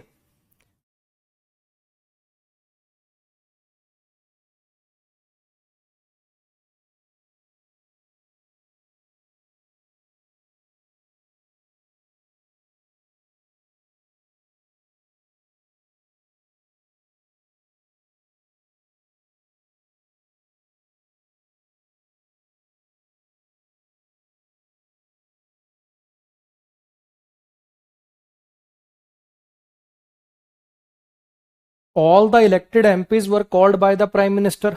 सबके सब चुने गए एमपीज को बुलाया गया प्राइम मिनिस्टर के द्वारा। जितने भी चुने गए एमपीज थे उन सबको बुलाया प्राइम मिनिस्टर ने। अरे हाँ के ना? अब ये इलेक्टेड वर्ब हो सकता है क्या? सोचना जरा, ये इलेक्टेड वर्ब हो सकता है क्या? इससे पहले द आर्टिकल नजर आ रहा है आपको, उससे पहले एक एडजेक्टिव है, तो ये बातें चीख चीख के बता रही हैं कि भैया जरूर ये वर्ब नहीं होगा यहाँ पे। चुने गए एमपीज, इलेक्टेड एमपीज मतलब है इसका। तो ये ऑल आपका क्वांटिटेटिव एडजेक्टिव है, ये इलेक्टेड आपका पास्ट पार्टिसिपल है, एमपीज सब्जेक्ट है, और ये पैसिव में लिखी गई वर्ब है। ये वर्ब पैसिव में लिखी गई है, एमपीज ने किसी को नहीं बुलाया, एमपीज को बुलाया गया। बुलाए जाने के एमपीज रिसीवर है, डूअर है। ये हेल्पिंग वर्ब हो गया, ये मेन वर्ब हो गया, ये प्रीपोजिशन हो गया, और प्राइम मिनिस्टर प्रीपोजिशन का ऑब्जेक्ट। बोलो आया समझ में? कोई दिक्कत समस्या परेशानी? आ जाइए भैया। थोड़ा सा बेसिक्स पढ़ाया, अब वो क्यों पढ़ाया ना आज ही यूज करूंगा मैं उसका, थोड़ा सा, सारे का तो नहीं, उसमें से कुछ पोर्शन का मैं आज ही यूज करूंगा समझने के लिए चीजों को। जितना बेसिक्स पढ़ते जाओगे, चीजें जानते जाओगे, उतना अपने अपने लिए रूल्स को लॉजिकली समझना आसान हो जाएगा।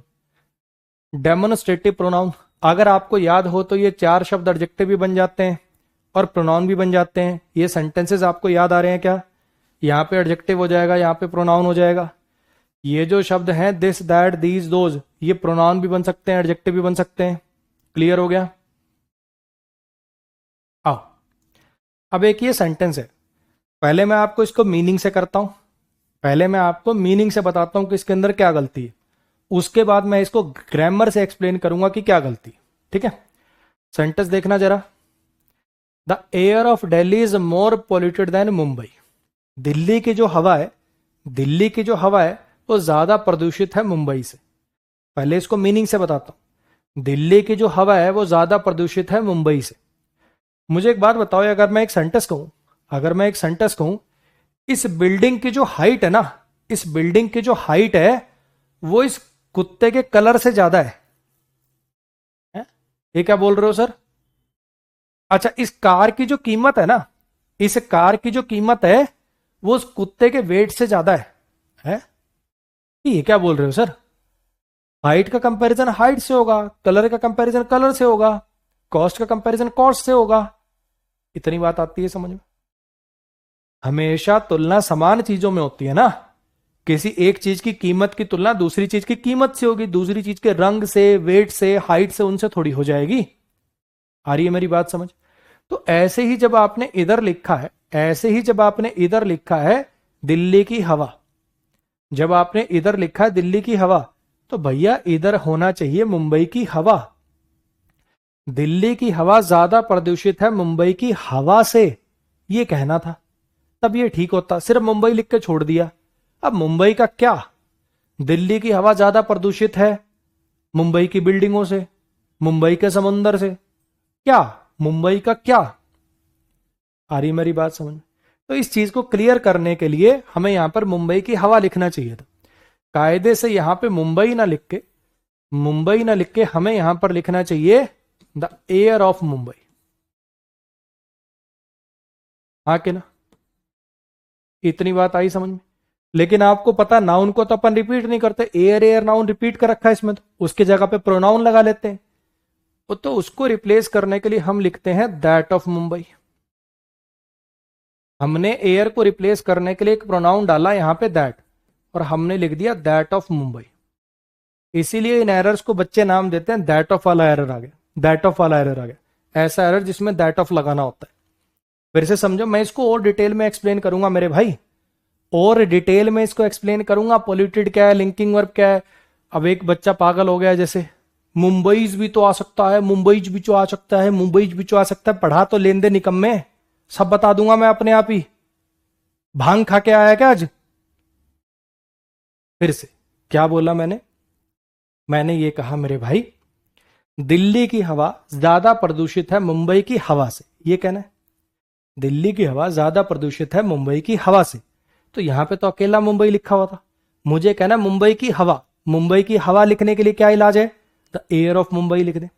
याद है, ऑफ प्रीपोजिशन सिलेक्शन को दिखाती है, पोजीशन को दिखाती है। The wife of Rajesh, Rajesh की वाइफ। जैसे यहां पे ऑफ का यूज किया है, एयर ऑफ दिल्ली, दिल्ली की हवा, तो यहां पे एयर ऑफ मुंबई, मुंबई की हवा, उसी के लिए अपन ने यूज कर दिया दैट ऑफ मुंबई। आ रही बात समझ में? अब ये तो था इसको मीनिंग से करना, ये था जी इसको मीनिंग से करना।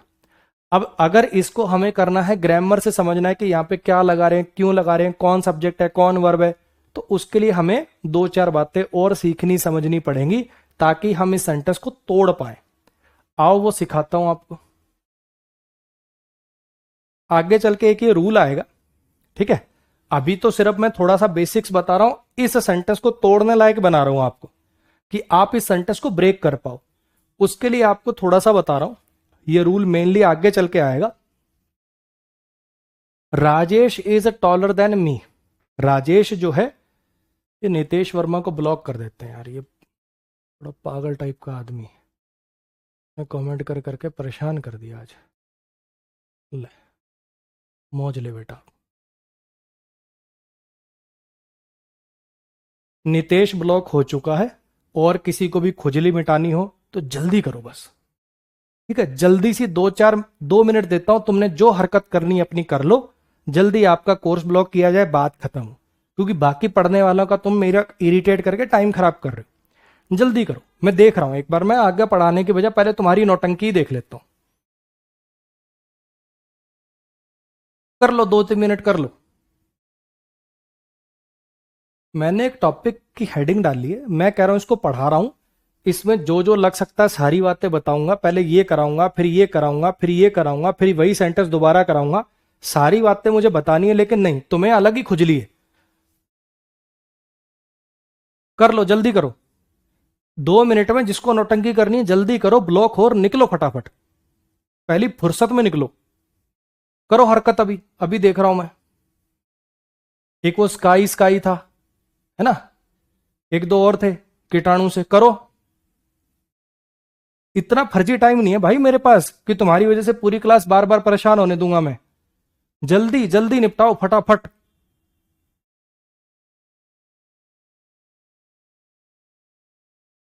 क्या हो गया? ये अब क्या हो गया? निकल गई हवा?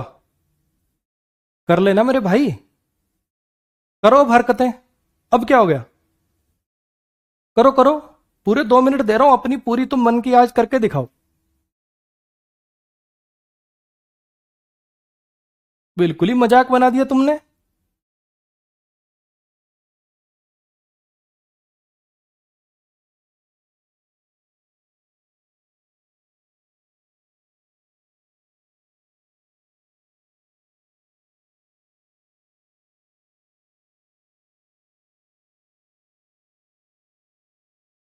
हो गया ड्रामा खत्म? ये किसी को अभी और चुल बची है? टॉपिक मैंने हेडिंग डाल ली है, इसमें सब बताऊंगा। मुंबई के ऊपर अपोस्ट्रोफी एस कब आ सकता है, कब नहीं आ सकता, सारी बातें करूंगा। अगर सुनने की आदत डालोगे। तुमने बिल्कुल ही मजाक बना दिया क्लास का। नहीं, कर लो ना अब, कर लो। निकम्मे ना हो तो। चलो फिर से, मैं क्या कह रहा हूं मेरे भाई। एक ये सेंटेंस है, ठीक है। डेमोन्स्ट्रेटिव प्रोनाउन अभी तो हेडिंग डाली है, कुछ पढ़ा तो लेने दो। इसमें ये आ सकता है क्या, इसमें वो आ सकता है क्या, सर इसमें घुंघरू लग सकते हैं क्या, सर इसमें लेजर लाइट लग सकती है क्या, सर इसके ऊपर 2 माले की बिल्डिंग बन सकती है क्या, सब बता दूंगा। तुम सुन तो लो 2 मिनट, मेरे को पढ़ा तो लेने दो मेरे भाई। अभी ये सेंटेंस लिखा है, इसको एक्सप्लेन तो कर लेने दो। मैं कह रहा हूं कि इस सेंटेंस को बताने के लिए पहले मुझे ये बेसिक्स बताना है, फिर ये बताना है, फिर ये बताना है, फिर जाके मैं इस सेंटेंस को दोबारा तोड़ के दिखाऊंगा, दोबारा एक्सप्लेन करूंगा, और तब क्लास खत्म होगी। कि तुम्हें अलग ही खुजली है। एक ही और पागल हो, केमिस्ट्री की क्लास स्टार्ट हो गई होगी तो चला जा। मैंने तेरे बेड़ियां बांध रखी हैं, चला जा वहां पे। जो तेरे को लाइव देखनी है, ये लाइव देखनी है, ये देख, वो लाइव देखनी है, वो देख, वहां चला जा। मैंने तेरे को जंजीरों से बांध रखा है क्या? 5 बजे केमिस्ट्री की क्लास होती है आप लोगों की, जिसको वो लाइव देखनी है वहां चले जाया करो, नौटंकी मत किया करो बस।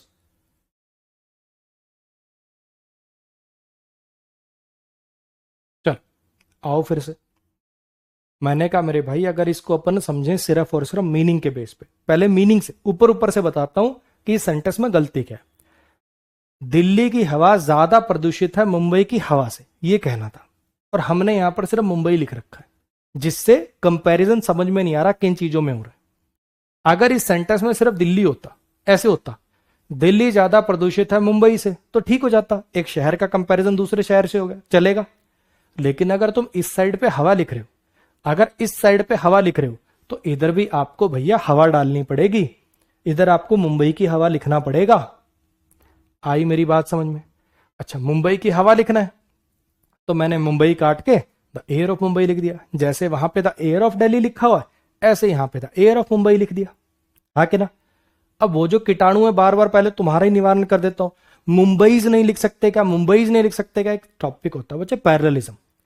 अगर इधर अपोस्ट्रोफी एस से बना रखा है तो इधर भी अपोस्ट्रोफी एस ही प्रेफर करते, अगर इधर ऑफ से बना रखा है तो इधर भी ऑफ ही लगाएंगे। अगर वहां पे दिल्लीज एयर लिखा होता तब यहां पे मुंबईज एयर लिखते। वहां पे अगर ऑफ से बना रखा है तो इधर भी ऑफ से बनाओ, सेंटेंस में एक सिमिलर स्ट्रक्चर मेंटेन करना चाहिए। इसलिए उसको कह रहा हूं कि भैया मुंबईज एयर मत लिखो, ठीक है? और थोड़ा सा सांस ले लोगे तो सब बताता मैं। चलो, लेकिन अब एयर एयर नाउन तो रिपीट नहीं करना है, एयर एयर नाउन तो रिपीट नहीं करना, तो इसकी जगह पे मैंने दैट डाल लिया, दैट ऑफ मुंबई लिख दिया।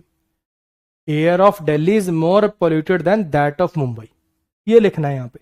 अब इसको और बेहतर समझने के लिए कि ये दैट क्या है, सब्जेक्ट है कि ऑब्जेक्ट है, कौन किसका सब्जेक्ट बन गया, क्या बन गया, उन चीजों को समझने के लिए थोड़ा और पढ़ते हैं। आओ देखो, Rajesh is taller than me, Rajesh मुझसे लंबा है। Rajesh is taller than me, Rajesh मुझसे लंबा है। ठीक है, अब अगर इस सेंटेंस को मैं तोड़ूं या समझने की कोशिश करूं, आगे चल के एक रूल आएगा, शायद किसी ने सुन भी रखा हो, कि देन के बाद ना ऑब्जेक्टिव केस नहीं लिखते। देन मी नहीं देन आई लिखो, देन हिम नहीं देन ही लिखो, देन हर नहीं देन शी लिखो। अब उसके पीछे का लॉजिक क्या है मेरे भाई? दो तरीके से आप उसको समझ सकते हो। पहला तरीका समझने का कि कंपैरिजन दो सेम चीजों में होता है, या तो दो सब्जेक्ट में या दो ऑब्जेक्ट में। यहां पे अगर कंपैरिजन कराना है और राजेश से अगर कंपैरिजन कराना है जो कि सब्जेक्ट है, तो इधर भी सब्जेक्टिव केस आएगा। एक तो ये तरीका समझने का। दूसरा तरीका ये है कि ये लिंकिंग वर्ब हो गया, ये एडजेक्टिव है जो सब्जेक्ट कॉम्प्लीमेंट की तरह से काम कर रहा है। ठीक है, और ये देन यहां पर कंजंक्शन की तरह से काम कर रहा है। एक्चुअली ये सेंटेंस कैसा होता है? ये ऐसा है, Rajesh is taller than I am, Rajesh is taller than I am. आगे ये जो क्लॉज होता है इसको कनेक्ट कर रहा है। ये एम वर्ब अंडरस्टूड हुई है यहां पे। ये जब आप लिखते हो ना Rajesh is taller than I, तो रियलिटी में ऐसा होता है Rajesh is taller than I am, जितना मैं टॉल हूं उससे वो लंबा है। और आपको पता है कि अगर कंजंक्शन आई है तो फिर आगे क्लॉज बनाना है। ऐसा तो है नहीं कि टॉलर और मी को कनेक्ट कर रहा है, इस एडजेक्टिव और इस प्रोनाउन को कनेक्ट कर रहा है। अगर कंजंक्शन आई है तो ये एडजेक्टिव और प्रोनाउन को तो कनेक्ट करेगी नहीं, इसका मतलब आगे क्लॉज बन रहा होगा। क्लॉज बन रहा होगा तो सब्जेक्ट प्लस वर्ब आनी चाहिए, इसलिए यहां पे मी ना लिख के आई लिखते हैं। फिर से एक बार बोलता हूं, मैंने क्या कहा? उस सेंटेंस को तोड़ने के लिए हमें थोड़ा सा बेसिक्स और पढ़ने पड़ेंगे। वही आपको पढ़ा रहा हूं, वही आपको सिखा रहा हूं। क्या सिखा रहा हूं मेरे भाई? कि जब कंपैरिजन करते हैं तो सब्जेक्ट का सब्जेक्ट से कंपैरिजन होता है, ऑब्जेक्ट का ऑब्जेक्ट से होता है। यहां पे राजेश से तुलना करनी है, वो सब्जेक्ट है तो इधर भी सब्जेक्टिव केस लिखना पड़ेगा। या तो ऐसे समझ लो, या फिर अगर इसको ब्रेक करके समझना है तो ये सब्जेक्ट है, ये लिंकिंग वर्ब है, ये एडजेक्टिव है, यहां पे देन कंजंक्शन आई। अगर ये कंजंक्शन है मेरे भाई तो मुझे एक बार बताया, ऐसा तो होगा नहीं कि इस एडजेक्टिव और इस प्रोनाउन को कनेक्ट कर रही होगी। ऑब्वियस बात है कि इन दोनों को कनेक्ट नहीं कर रही, तो यानी आगे को क्लॉज बन रहा है शायद, और क्लॉज बनना है तो उसके लिए सब्जेक्ट प्लस वर्ब की जरूरत है। तो यहां पे रियलिटी में आई एम होता है, ये एम अंडरस्टूड हो जाता है क्योंकि लिखने की जरूरत नहीं, क्लियर है कि आई के लिए ही लिखा हुआ तो एम ही आना होगा, इसलिए अपन उसको अवॉइड कर देते हैं। आ रही है मेरी कुछ बात समझ में? क्या ये बात समझ में आई कि ये भैया यहां पे ये देन के बाद आपने सब्जेक्टिव केस लिखना होता है? अगली बात पे आ जाओ। जैसे अभी अपन ने 2 मिनट पहले ये सेंटेंसेस देखे थे, Rahul has not followed the given instructions. ये गिवन जो है ये एडजेक्टिव होता है, पास्ट पार्टिसिपल होता है, और यहां पर ये जो गिवन है ये मेन वर्ब बन गया। अभी पढ़े हैं 2 मिनट पहले हमने सेंटेंसेस। तो क्या इस गिवन और इस गिवन की स्पेलिंग में कोई फर्क है? नहीं है। क्या इनकी प्रोनाउंसिएशन में कोई फर्क है? नहीं है, है ना? ये जो V3 होता है, ये एडजेक्टिव की तरह से भी काम कर लेता है। इतनी बात आज आपने पढ़ी है, जानी है। अब मैं आपको एक चीज कह रहा हूं कि ये 3 सेंटेंसेस हैं, ये 3 सेंटेंसेस हैं।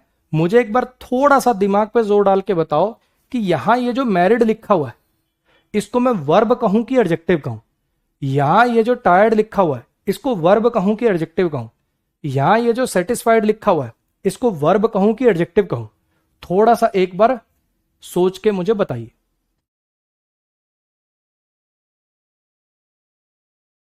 इसमें कुछ वैसी ही बात यूज हो रही है, जैसे अपन ने थोड़ी देर पहले पढ़ा था, this movie is interesting, this movie is interesting.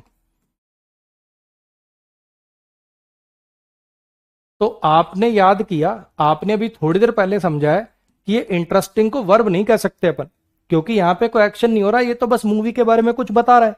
तो हमने इसको कैसे तोड़ा था कि ये लिंकिंग वर्ब और ये एडजेक्टिव है जो सब्जेक्ट कॉम्प्लीमेंट बन रहा है। अरे हाँ के ना, लो प्रेजेंट पार्टिसिपल भी लिख देता हूं। क्लियर है इतनी बात?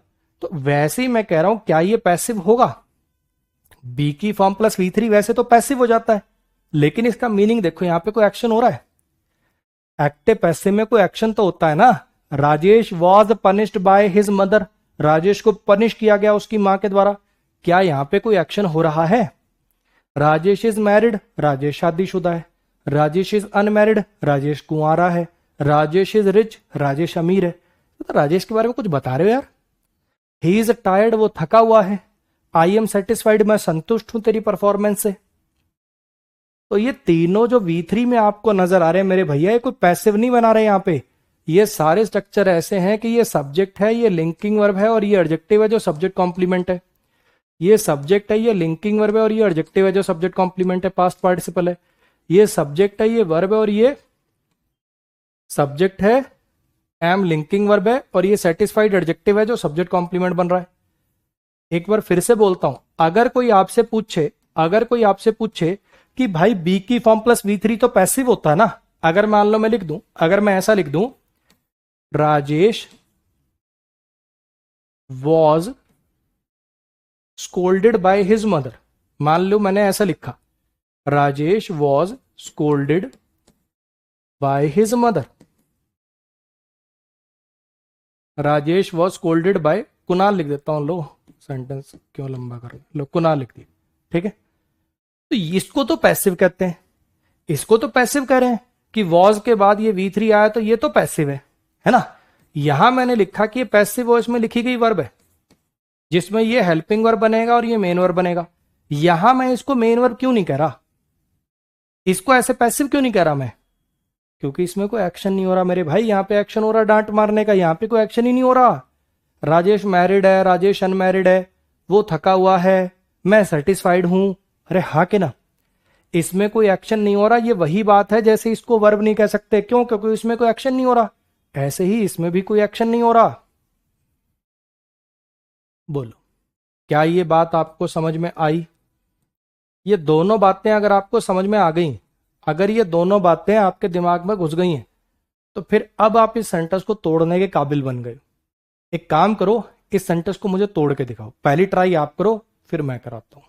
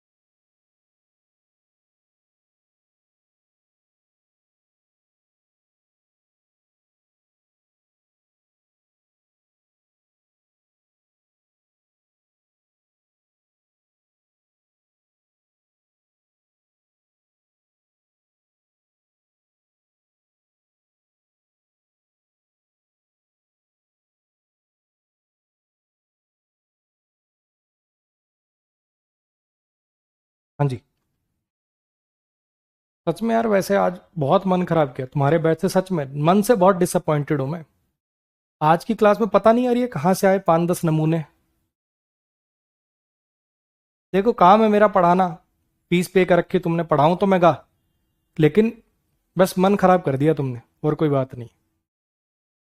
The air of Delhi is more polluted then Mumbai, इसको तोड़ के दिखाने के लिए बोला था।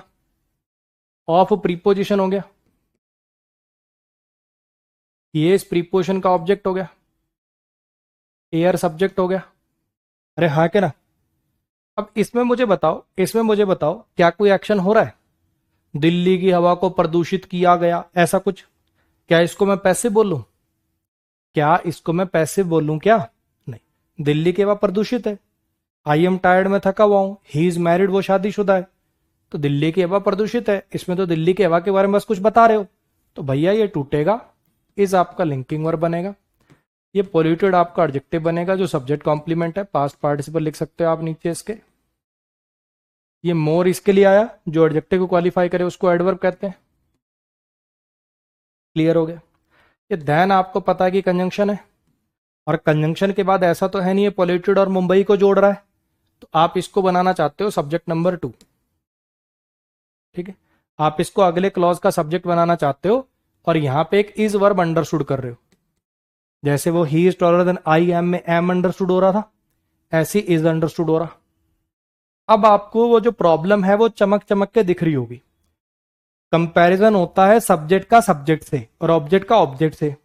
उस साइड पे सब्जेक्ट है एयर और यहां पे सब्जेक्ट है मुंबई। दिक्कत ये है, अगर ये सेंटेंस दिल्ली से शुरू हो रहा होता तो दिल्ली सब्जेक्ट हो जाता। अगर ये सेंटेंस दिल्ली से शुरू हो रहा होता तो दिल्ली सब्जेक्ट हो जाता, फिर इस साइड पे दिल्ली होता, इस साइड पे मुंबई होता, सिटी के नाम होते, दोनों सब्जेक्ट होते, ठीक हो जाता।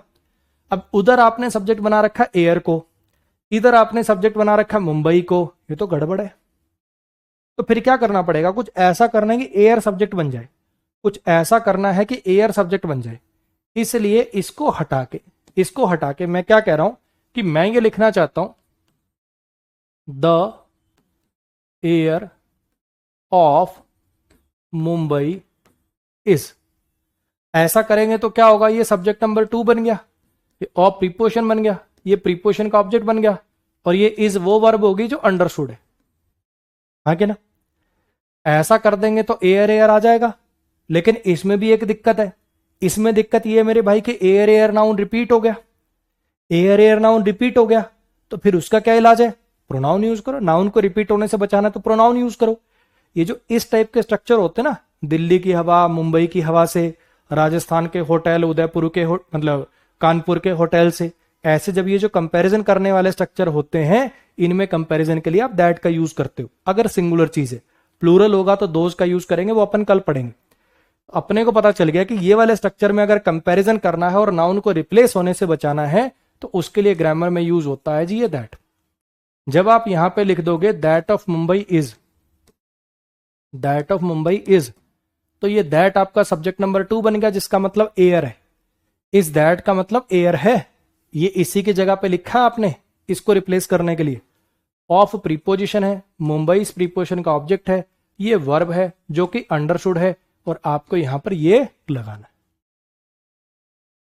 फिर से देखिए एक बार, 30 सेकंड आप सोचिए इस पूरे में क्या बोला मैंने, एक बार दोहराऊंगा मैं, फिर ये क्लास अपन आज की वाइंड अप करेंगे।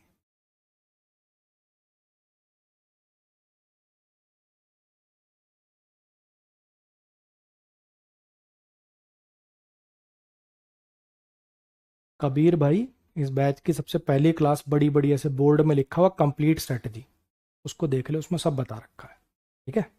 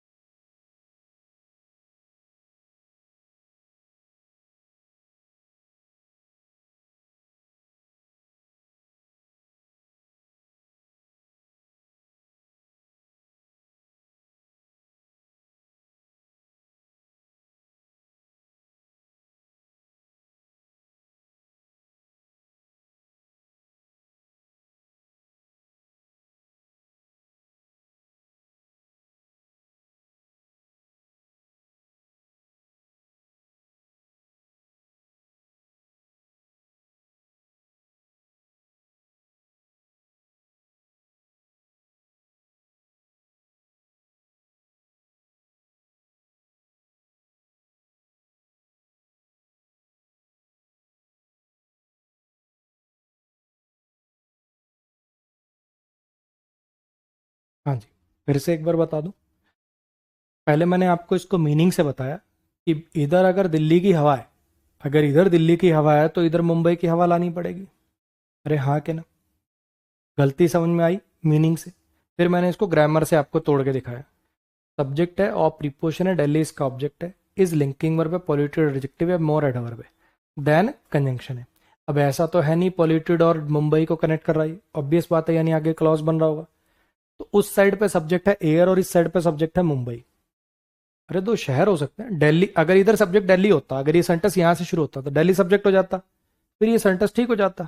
अगर उधर एयर को सब्जेक्ट बना रहे हो तो इधर भी एयर को सब्जेक्ट बनाना यार। हवा का कंपैरिजन हवा से, पानी का पानी से, बिल्डिंग का बिल्डिंग से, पॉपुलेशन का पॉपुलेशन से, सेम चीजों में कंपैरिजन होता है ना। इसलिए मेरे भाई यहां पे अपन ने क्या किया, इधर एयर ऑफ मुंबई लिखना था अपने को, लेकिन एयर ऑफ मुंबई लिखने में तो एयर नाउन रिपीट हो जाएगा, इसलिए अपन ने दैट डाला यहां पे। अब कुछ बच्चे वही वाले, सर मुंबईज एयर लिख सकते हैं, मुंबईज एयर। मेरे भाई अगर उधर ऑफ से पोजेशन बना रखा है तो इधर भी ऑफ से ही बनाओ, ठीक है। अगर उधर लिखा होता ना दिल्लीज एयर, तो इधर सिंपली अपन मुंबईज लिख के छोड़ देते, एयर नाउन अंडरस्टूड हो जाता। अगर इधर दिल्लीज एयर होता, लो मैं लिख भी देता हूं, अगर इस साइड पे, वैसे तो नॉन लिविंग के ऊपर अपोस्ट्रोफी एस अवॉइड करते हैं, नहीं लगाते, लेकिन ऐसा कोई गलत भी नहीं है। मैं कह रहा हूं कि अगर इस साइड पे दिल्लीज एयर होता, अगर ऐसे लिखा होता ना, इस तरफ पे होता, बाकी सारा सेंटेंस सेम है, अगर इस साइड पे होता दिल्लीज एयर, तो फिर इस साइड पे हम क्या करते, इस साइड पे मुंबईज लिख के छोड़ देते, और ये एयर नाउन आगे अंडरस्टूड हो जाता। ये एयर को लो मैं ब्रैकेट में लिख देता हूं और नीचे लिख देता हूं अंडरस्टूड। अगर उस साइड पे दिल्लीज एयर होता ना, तो इस साइड पे मुंबईज बस इतना लिख के छोड़ देते और ये एयर नाउन अंडरस्टूड हो जाता। बोलो भाई, आई मेरी कुछ बात समझ में? एयर नाउन को रिपीट होने से बचाना था, इसलिए दैट से बना लिया। ये वाले स्ट्रक्चर में दैट का यूज होता है, दैट ऑफ मुंबई। क्लियर है? हाँ जी। इसके साथ ये क्लास अपनी यहीं वाइंड अप कर लेते हैं। एक बच्चा है जो बार बार पूछ रहा है, सर यहाँ पे the one of Mumbai, the one of Mumbai लिख सकते हैं क्या? द वन तो भी मैंने पढ़ाया नहीं मेरे भाई, जब पढ़ाऊंगा तब बताऊंगा वन कहाँ यूज करते हैं, क्यों यूज करते हैं। अब तूने पहले बैच लगा रखा है, तो प्लीज मेरे इस बैच का सीक्वेंस मत खराब कर, ठीक है? द वन का ये यूसेज नहीं है। ऐसे जब दोबारा डेमोस्ट्रेट करना होता तो ये काम दैट ही कर पाएगा, वन से नहीं हो पाएगा, ठीक है? तूने पहले बैच लगा रखा है तो तू वहीं पढ़, इस बैच को डिस्टर्ब मत कर।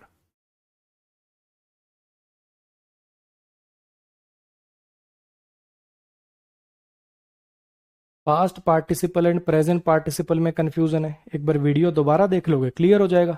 V1 plus I N G जब एडजेक्टिव की तरह से काम करे तो प्रेजेंट पार्टिसिपल है, और V3 जब एडजेक्टिव की तरह से काम करे तो पास्ट पार्टिसिपल है। इतनी सी बात है मेरे भाई। ग्रामर रिकॉर्डेड से करता हूं फास्ट सिलेबस कवरिंग के लिए, वहां ओनली 71 लेक्चर हैं क्या? अब उसमें ऐड हो रहे हैं मेरे भाई।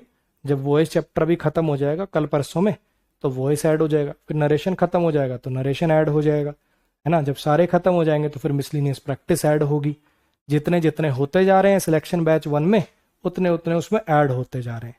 ये बातें बता रखी मैंने, लेकिन आप नवाब साहब हो, आप वो जो पहली वीडियो वो देखोगे थोड़ी, उसमें सब बता रखा है, लेकिन आप तो नवाब हो। आपको तो घर टीचर घर आके बताने आए तो ही सुनोगे आप, वरना थोड़ी सुनोगे।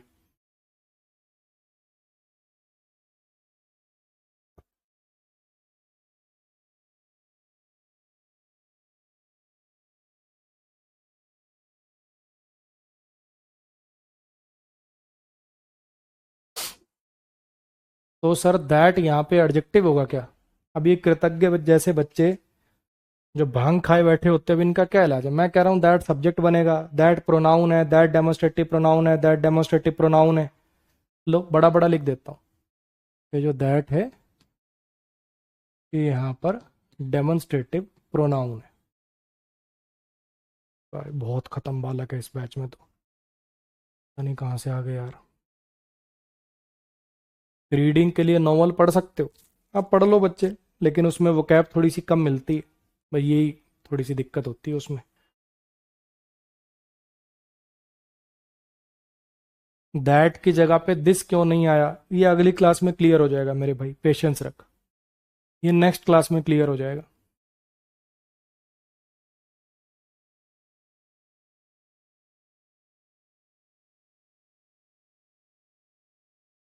सुधीर, मेरे को एक डाउट है, मैं डरा हुआ हूँ आज। सुधीर तू 2 महीने आज कोई कमेंट मत कर, मैं देखना नहीं चाहता तेरा कमेंट। तू कमेंट मत कर, सब चीजें तेरे को पता ही है, क्लियर होती जाती हैं। जो चीजें आज एक आधी बची हुई है, कल जब ये और टॉपिक आगे खींचेगा तो क्लियर हो जाएगी। तो दिख मत मुझे थोड़े दिन, है ना? पढ़ने वाला बच्चा, मैं तुझे ब्लॉक भी नहीं करना चाहता, तो दिख मत 2-4 दिन बस। 2-4 दिन नहीं, क्या 1 महीना मत दिख कम से कम। एमटीएस का पेपर देना चाहिए अभी क्या? पेपर देना चाहिए कि नहीं चाहिए, ये तो खुद डिसाइड करोगे। पेपर भी मैं बताऊंगा कौन सा देना है कौन सा नहीं देना, ये क्या सवाल हुए?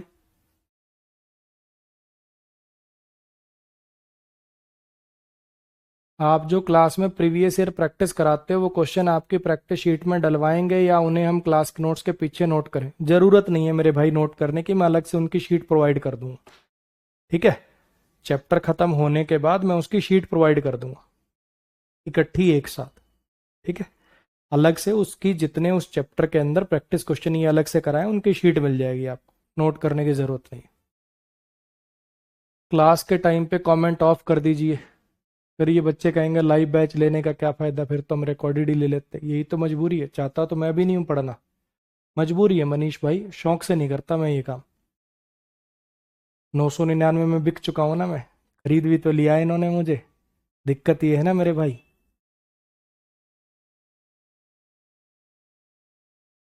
सबसे ज़्यादा वोकैब वाली कौन सी बुक? बच्चे मैंने जो बताना था वोकैब कैसे पढ़नी है वो कंप्लीट स्ट्रेटजी वाली में बता दिया है। अब आपको किताबें खरीदने का शौक है तो बाजार में जितनी आती है 5 10 20 सारी खरीद लाओ, चाहे मेरे को क्या बोलना है। अगर आपने मेरी सलाह नहीं माननी है तो फिर मेरे से सलाह ले ही क्यों रहे हो? मोर कौन सा एडवर्ब है? डिग्री में आएगा, एडवर्ब डिग्री।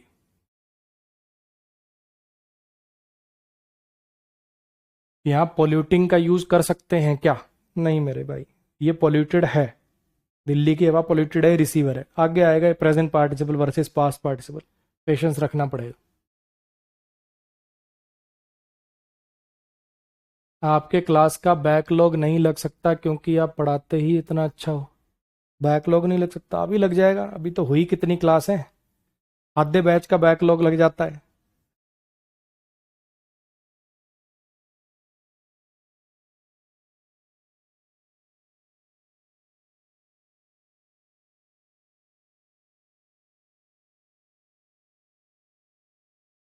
आपके जैसा टीचर ढूंढने से भी नहीं मिलता। अरे यार क्या तुम तारीफ करके अब मेरा मूड मत ठीक करो। मुझे डाउट आता है, थोड़ा वेट करने के बाद आप डाउट खुद ही क्लियर कर देते हो। यही बात तो अविनाश में समझा समझा के इन निकम्मों को थक गया कि जो बात तुम मेरे से डाउट में पूछना चाह रहे हो मेरे से 50 बार पूछी जा चुकी है, मैंने कोर्स का उनको पार्ट बना रखा है। क्यों अपनी उंगलियों को कष्ट दे रहे हो? जितनी देर टाइप करते हो उतनी देर में एक कॉन्सेप्ट और निकल जाता है। लेकिन ये बात निकम्मों को समझ थोड़ी आएगी, इनको 2 3 साल कोचिंग है खेलना ही है। नहीं आ रही अकल तो भाई क्या करें। वो कैब की क्लास रुक रुक के चलती है, ठीक है मेरे भाई, मैं भी बोल देता हूँ, मैंने 2 3 बार बोल भी दिया। अब देखो टेक्निकल इश्यूज को मैं तो समाधान कर नहीं सकता, है ना, वो तो टेक टीम ही करेगी। ठीक, मैं फिर बोल देता हूँ भाई, मैं तो ये कर सकता हूँ।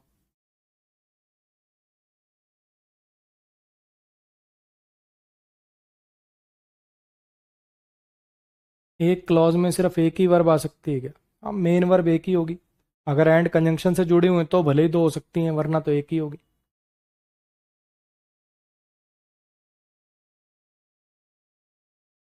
इसके बाद कौन सा चैप्टर शुरू होगा? आदित्य चौबे, तेरी आदत है ना कोई फर्जी बात पूछने की जिसका कोई रिलेवेंस ना हो। क्या करेगा बता, भंडारा करेगा? इस सवाल से तेरी जिंदगी पे क्या फर्क आएगा? अगला चैप्टर कौन सा शुरू होगा? इसके बाद जर्मन पढ़ाऊंगा। क्या रिलेवेंस क्या है? मुझे इस बात, तेरे सवाल का सिग्निफिकेंस बता, कि कुछ भी बस कमेंट करना है। कल भी डांट खाई तने, तू भी ब्लॉक होने लायक ही है। कीटाणु है तू, कीटाणु, तेरे को ब्लॉक ही मारता हूं, तू लायक ही नहीं।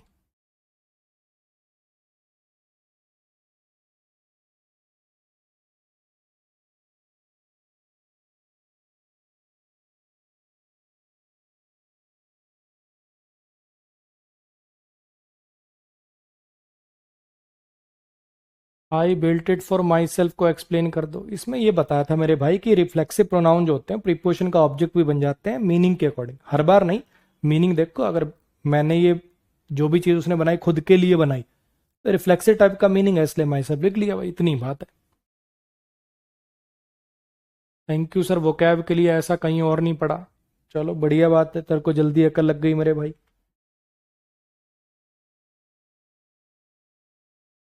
आप कुछ बच्चों की वजह से डिसअपॉइंट मत होइए, मन तो खराब होता ही है बच्चे, आप खुद सोचो। आप, कहना बहुत आसान होता है।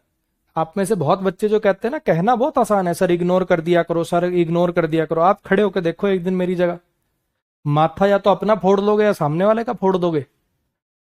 आप एक दिन मेरी जगह खड़े होकर देखो, या तो अपना माथा फोड़ लोगे या सामने वाले का फोड़ दोगे। कहना बहुत आसान है, सर इग्नोर कर दिया करो, माइंड मत किया करो, ये ऐसे ही हैं, इग्नोर किया करो, आप इरिटेटेड क्यों हो जाते हो। ये सब चीजें कहना बहुत आसान है, एक दिन खड़े होकर देखो तब तुम्हें पता चलेगा।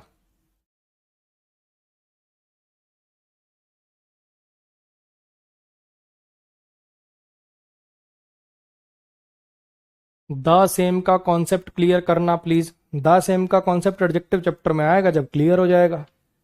बैच के फ्लो से अलग कुछ नहीं बताया जाएगा मेरे भाई। अगर बैच पूरा करना है अपनी मर्जी से तो रिकॉर्डेड देख लो, उसमें सब पढ़ा रखा है, फिर लाइव मत आओ। It was an interesting movie में मूवी सब्जेक्ट कॉम्प्लीमेंट होगा। हाँ जी, मूवी सब्जेक्ट कॉम्प्लीमेंट बन जाएगा। सब्जेक्ट कॉम्प्लीमेंट भी नहीं होगा वैसे तो, ये चलो इट इंट्रोडक्टरी सब्जेक्ट है, यहाँ पे आगे चल के आएंगे ईशान मेरे भाई बात, लेकिन हाँ मूवी नाउन है और इंटरेस्टिंग इसमें एडजेक्टिव है। अरे हर्ष भाई बता तो दिया तेरे को, क्या भांग वांग पी रखी है क्या। और प्रीपोजिशन है, माई सेल्फ प्रीपोजिशन का ऑब्जेक्ट है, रिफ्लेक्सिव प्रोनाउन है। इस सेंटेंस में ये बताया था कि रिफ्लेक्सिव प्रोनाउन प्रीपोजिशन का ऑब्जेक्ट बन सकता है। क्या भांग खा रखी है क्या।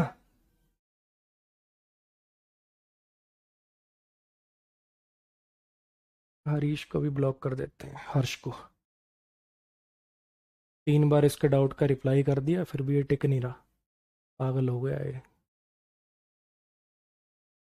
रिवीजन के लिए भी टाइम चाहिए होता है, आपकी पूरा दिन क्लास होती रहती है, रिवीजन कब करें। तो किसने कहा सारी क्लास देख, किसने कहा। ये तो मैंने स्ट्रेटेजी वाली क्लास में बताया था कि दिन की 3 क्लास से ज़्यादा मत देखो। अब आप चाहते ही हो कि सिलेबस भी 5 महीने में पूरा हो जाए, रिवीजन भी कर लूँ, कंधे पे स्टार भी आ जाए, जो कि प्रैक्टिकली पॉसिबल नहीं है भाई। 1.5 साल देना पड़ेगा। हमारी गलती नहीं है, गलती आपकी है, लेट आप है हम नहीं। ठीक है, आपके पास समय है, 2 साल पहले तैयारी शुरू किया करो अपनी, सब कुछ होगा, तुम्हारा सिलेबस भी कंप्लीट होगा, रिवीजन भी होगी, प्रैक्टिस भी होगा, सब हो जाएगा। आप चाहो 6 महीने में हमारे को शक्तिमान बना दे मास्टर, है ना, और क्लास भी ना ले, बिना क्लास लिए ही बना दे, तो वो हमारे पास टेक्नोलॉजी नहीं है भाई।